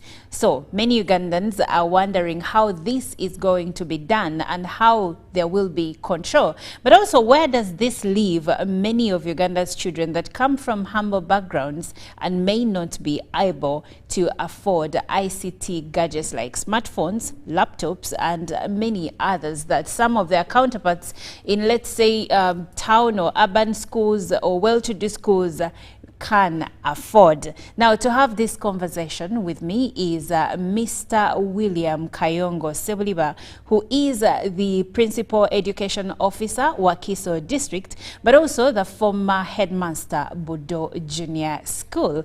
You're welcome to Good Morning Uganda. Oh, thank you very much for hosting me. And I didn't tell you, my mother is Nabukalu. Oh, so I'm your mother, yes, so to speak. You are my mother. Okay, and one of my young sisters is Nabukalu, so it's a pleasure. Thank you very much. Good morning, Uganda, and I'm happy to be here to discuss this very important and current topic. Okay, yeah, it's very current because many of us have questions, but you being an educationist, you may have some answers. And the first question here is, Mr. Kayongo, what prompted the government to come to a decision of this nature? Currently, Uganda is implementing a new curriculum. And this curriculum, there are so many aspects and so many ways of looking at the new curriculum. But one important point with the new curriculum, it tells the teacher to point somewhere for the student, but it doesn't tell the student what he or she is going to say there. If you have these smart gadgets, when the teacher points somewhere, you will be able to go to the smart gadget and be able to find what the teacher is pointing to. One definition of education is what remains when everything you have been taught in school has been forgotten. And which means what you yourself discover and retain is what will be your education. Okay. The smart gadgets will help the young boys and girls we have in school to prepare for life after school, because that's where we are going. I don't know how old you are, but there was a time when if you wanted to make a phone call in and near Kampala, you would have to come to the post office to make your phone call. Really? Yes. Wow. Okay. But currently, you can make an international call from far back in Chitemu, where I come from, in Namutamba. And that's where we are going. My mother in the village is able to use a smartphone now.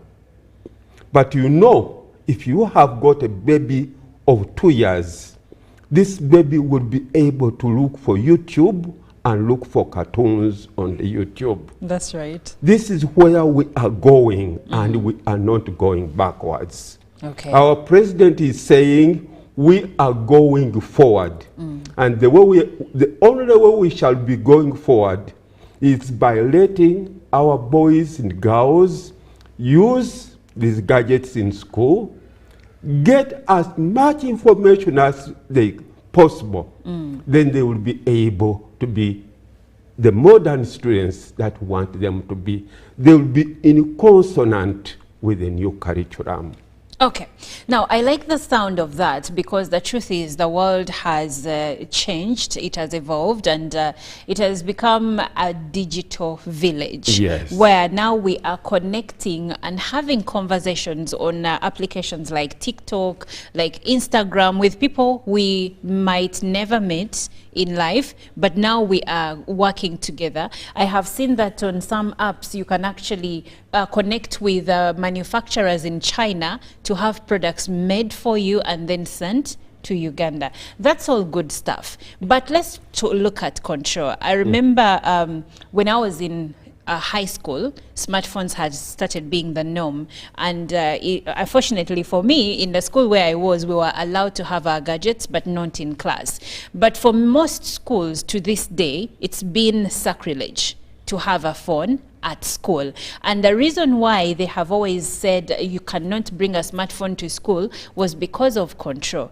Even as adults, we are struggling to manage time or screen time on smartphones. And now we have primary school children and secondary school students being allowed to carry these ICT gadgets to school. How are we going to ensure control?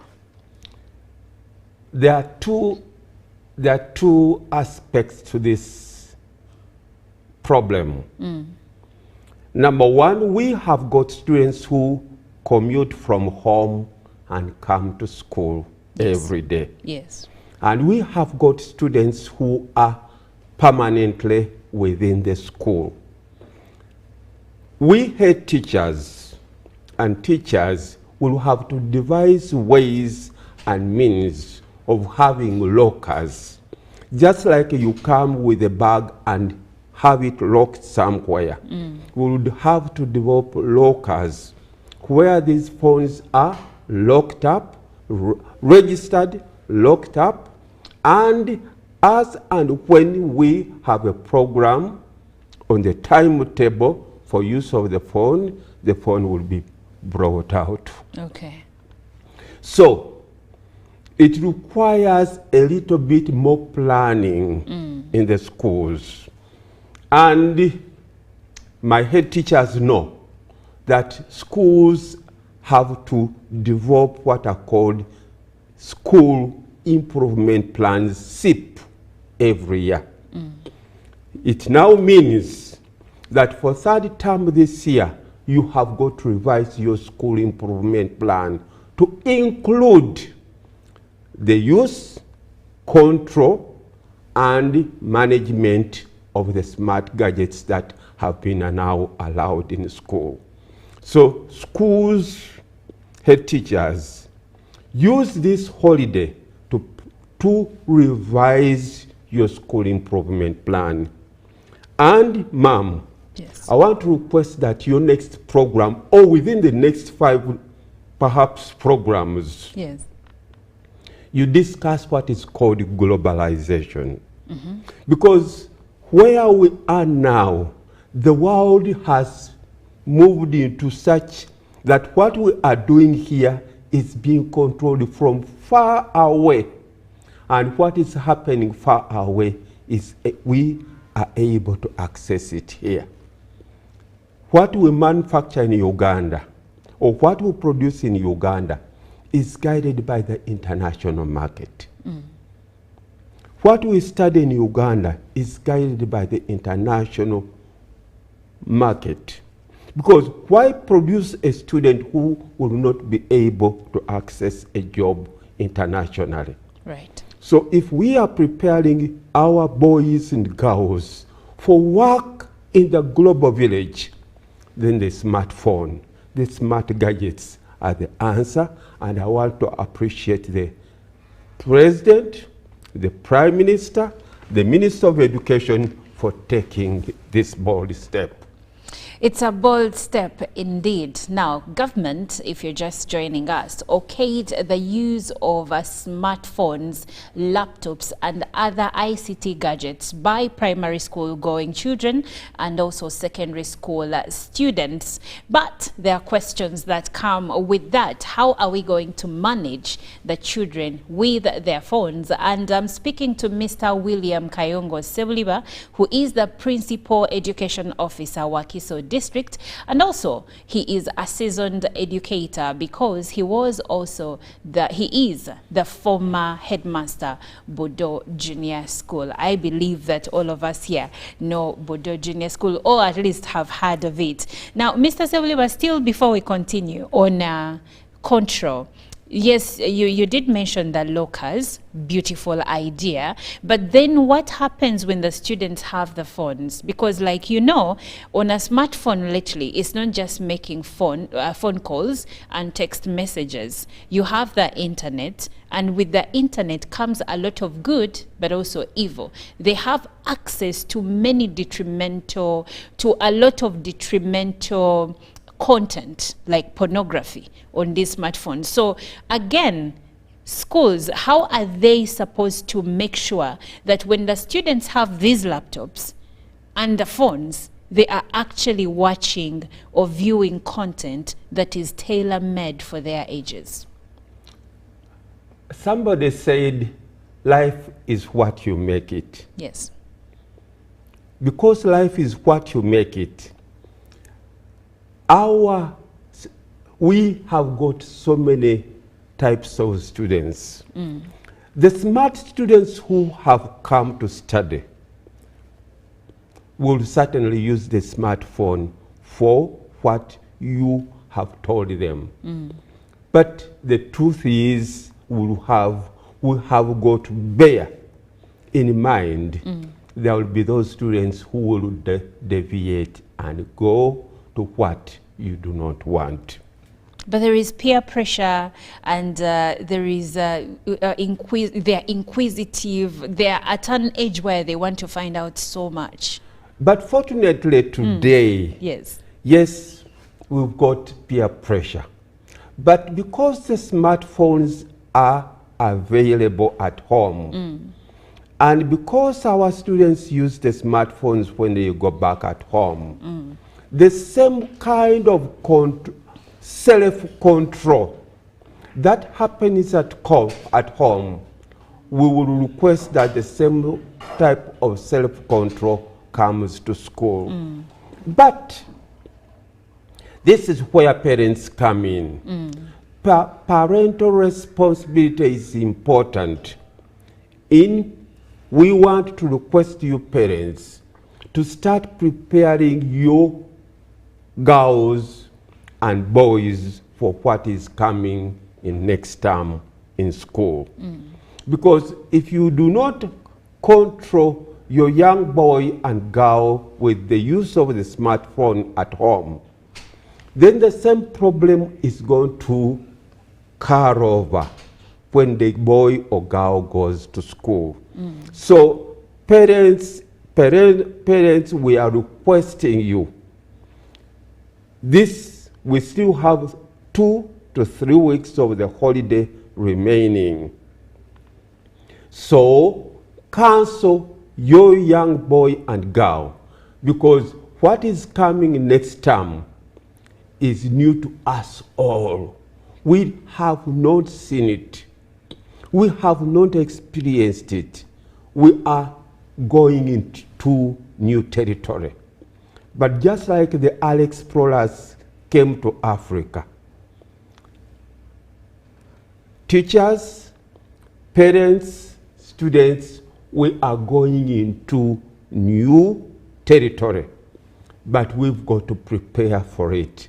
Just like the early explorers prepared for what they would have confront in Africa. All these problems of pornography, problems of misuse are going to come up. But I want to say, perhaps in the beginning we could have 90% cases, but over time we'll come to a plateau where these problems are reduced and we are able to use our smart gadgets properly in school. For the right purpose. For the right purpose. Basically the excitement will die down with will time. die down. In the beginning, it will be perhaps 90%, but gradually it will come to a point where we are able to use them properly. Okay, that gives me some encouragement and some hope. But Mr. Kayongo, with the usage of smartphones, and this is a problem world over, it won't be limited to Uganda. There has been many cases of cyberbullying, especially of young people. And when now they are exposed to these phones on a daily, because I'll give you an example. You did mention that some students are permanently in school, at least for 3 months. That's a full term. And then there are those who commute, and in most cases, if you're commuting, there is screen time at home. You'll find students that are not allowed to use their smartphones during the week, so the access and time spent is minimal. But now, if they're going to have these phones, we need to also look at cases of cyberbullying and how best schools, the ministry, and even whoever is involved can enable, ensure that our children are protected in the work, because they're going to have the internet. They are going to be online. So how do we protect them from evils like cyberbullying? All this, because we are entering into new territory. Yes. All these are the problems that teachers, head teachers, and parents should prepare for. My Shamba boy, 8 weeks ago, looked at my ATM card. I don't know where he got from. He is a P7 dropout. But using my ATM card, he was able to go to the internet and start making purchases. Your of Shamba videos. boy. A Shamba boy. Interesting. This is what you are saying. Cyber crime, cyber bullying is a real problem. Yes. I have experienced it at home. And by the time I found out, he had already been able to withdraw 1,180,000 from my account. That's a lot. And this continued for some time, even after police entered into the problem. It continued because the international whatever openings he had been connected to continued to remove money from the account. You had not cancelled your ATM card. No, Centenary Bank had already done so. But they continued to. It's beyond the banks. It's beyond. So there is so much going on in the world today. So I am happy you are bringing up this question.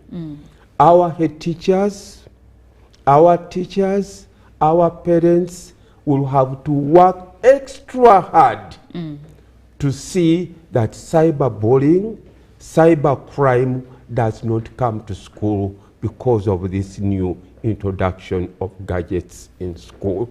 Yes, because among some of the cases that I have seen personally, I've seen online, cases where some children, they are given a video, it's like a cartoon, they are watching it, or something interesting for their age, and then they are given a dare. Or I dare you to stab your sister, I dare you to hang yourself, and some have actually done it and lost life.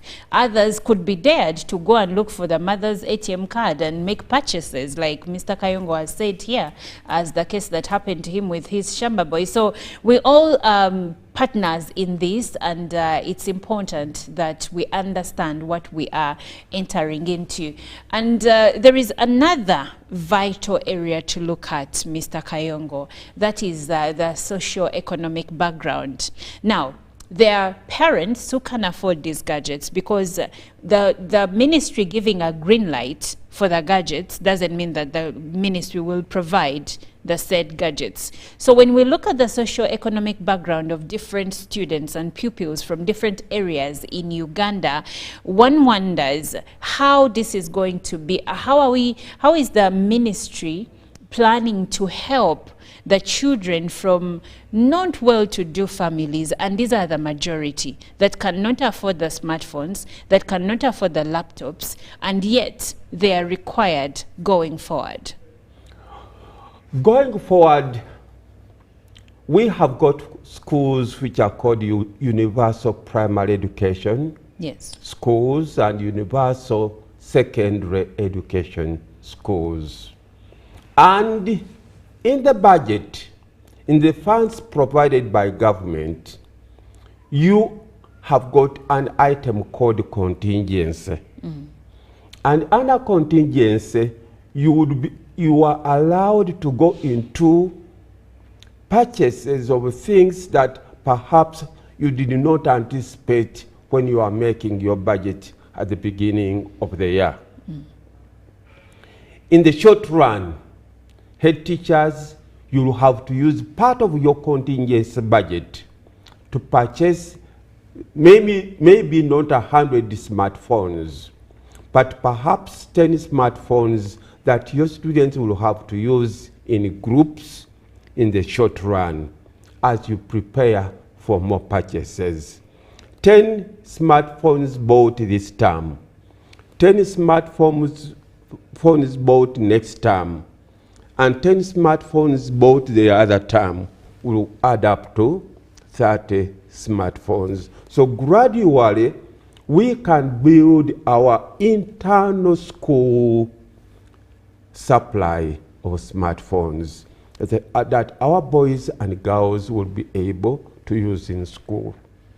That's a good way to look at it. But how about the ones that are not in government schools? They're in private schools, but you Mr. Kayongo, you've been around in the education industry long enough to know that a lady in, let's say, Chiseka Market, a lady in Kalere, Nakasero, and elsewhere, or someone else in another trade, it may not even be a market, has done everything humanly possible. They're sacrificing a lot, getting loans from this chibina to that chibina to put this child in a good private school, but they may not be in position to buy the phone, and the private school will not have the contingency expenditure budget. So how are those going to be helped, or are they going to be disadvantaged having their counterparts with phones and smartphones that are necessary for learning, but they can't afford to have them?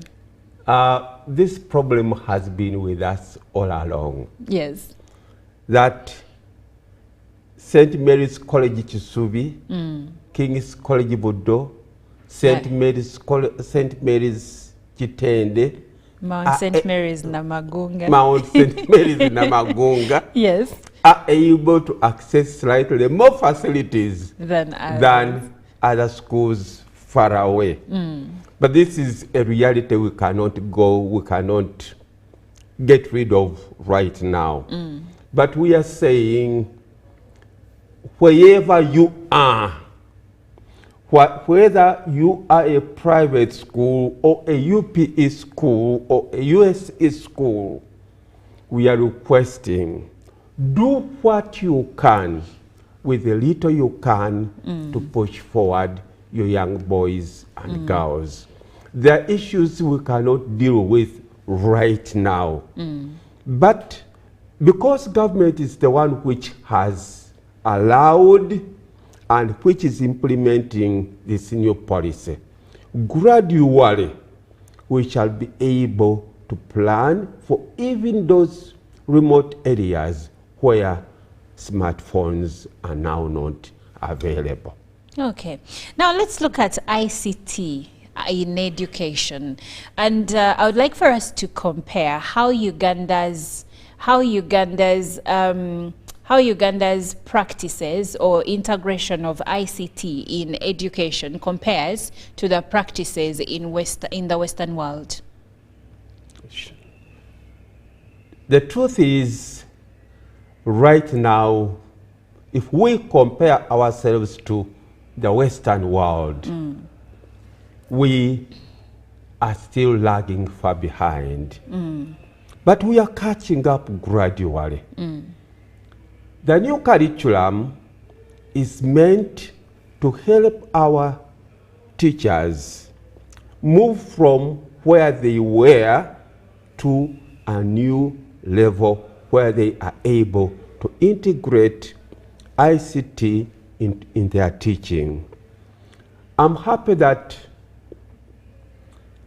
quite a number of schools today I am inspecting, you find that they have got smart boards, you've got where learners are able, where the teacher is able to project information on the smart screen and students are able to access that information. Yes, we are lagging behind, but because of the introduction of the new curriculum and because of because of the new policy we are discussing today, gradually Uganda will start catching up with where our colleagues are in the Western world. Okay, that's a good one. But I would like for us for a minute to talk about the new curriculum because you've mentioned it several times, and I have personal interest in it because I have a student undergoing it. And I will speak for all the parents that are watching us. There is the contention that the teachers are also struggling with this new curriculum, that they were not well prepared. And some people are actually waiting with bated breath when it comes to the senior 4 results, the exams that are coming end of this year, and then the results that we will receive next year. Please give the parents some bit of encouragement, because when some of them don't even understand the reports, others feel like the students are confused, the grades are not exciting.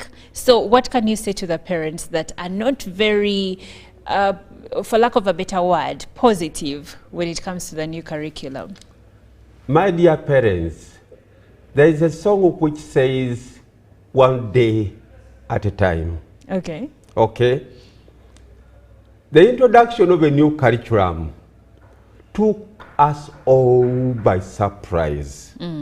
We education officers were trained first. We had sessions of training for the teachers.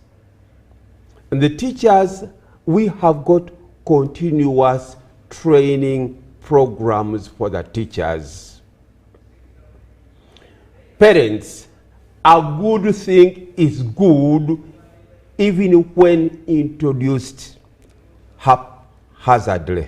So you agree that it was introduced haphazardly? I want to say, because the new curriculum is good for Uganda, because the new curriculum is good for our boys and girls, because the new curriculum is good for our schools, let us embrace it. And gradually, we shall be able to see and reap the results of the new curriculum. I'm excited about the coming PLE.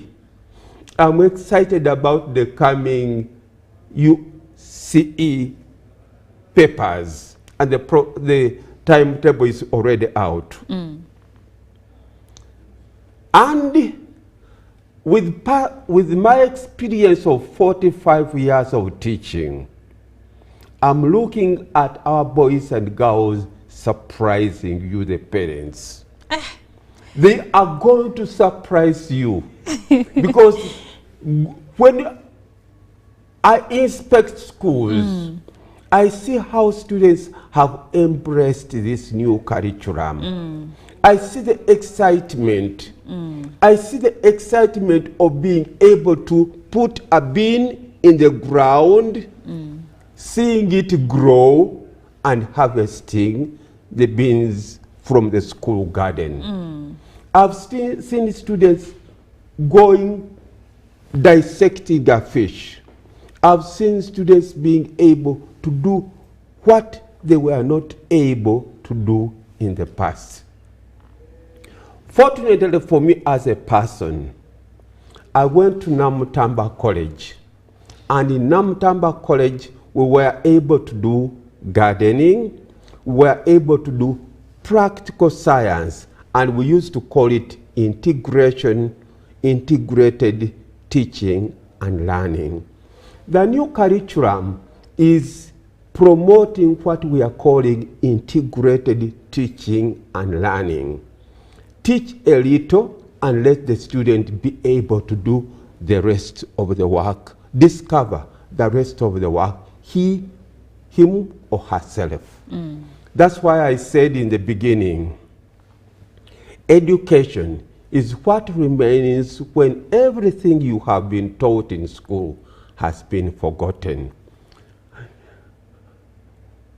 Greece and the early philosophers thought that teaching was about pumping, and helping students cram a lot of ideas in their heads. But now we are saying, no, cramming is not good. What we see, we forget. What we hear, we remember. But what we do, we internalize and keep for life. So the new curriculum is helping your boys and girls do things practically. And what they do with their hands, what they get involved into with their bodies, will remain with them for ages and ages.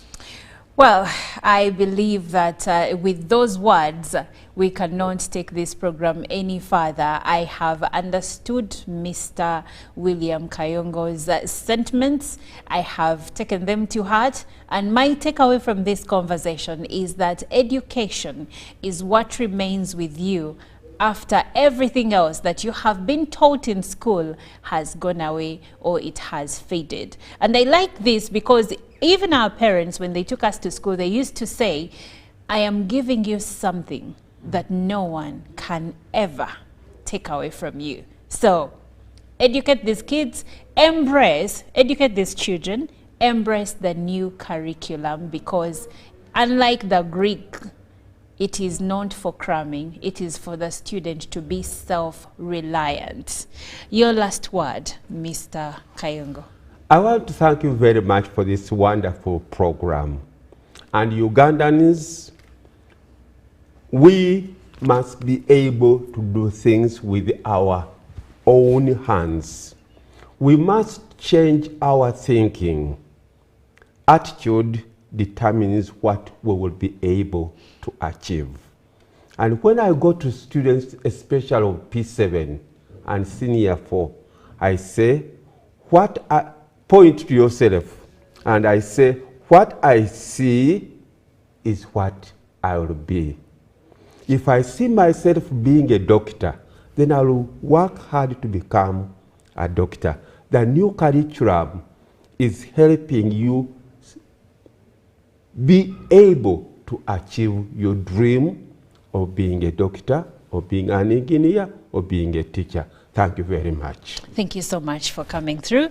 And thank you so much for watching Good Morning Uganda. Now, the government okayed the use of gadgets, smartphones, laptops, and other ICT gadgets for primary and secondary school students. Many people have been on the fence on this, wondering how controls will be done. But Mr. Kayongo has offered us a few of them. And if you have just caught the conversation as it ends, then you can also go back to YouTube and rewind and be able to catch up with where we started from. But we can't go any further. Still, I'll thank you for starting your day with us, and we will be right back tomorrow at 6:30 in the morning. Now, the show still continues because Joram Paul Sonko is coming up next to give us sports updates.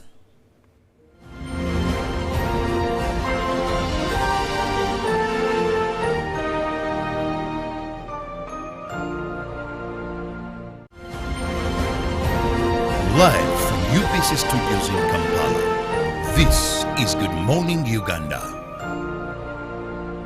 Nyati Motion Pictures brings you Tuko Pamoja Ankole segment. Learn about the fabrication of Ankole Kingdom from Chorey at the detriment of Mpororo states. What is the glue that holds together peoples of the beautiful village of milk and honey? Chorey as a kingdom came about in 1901.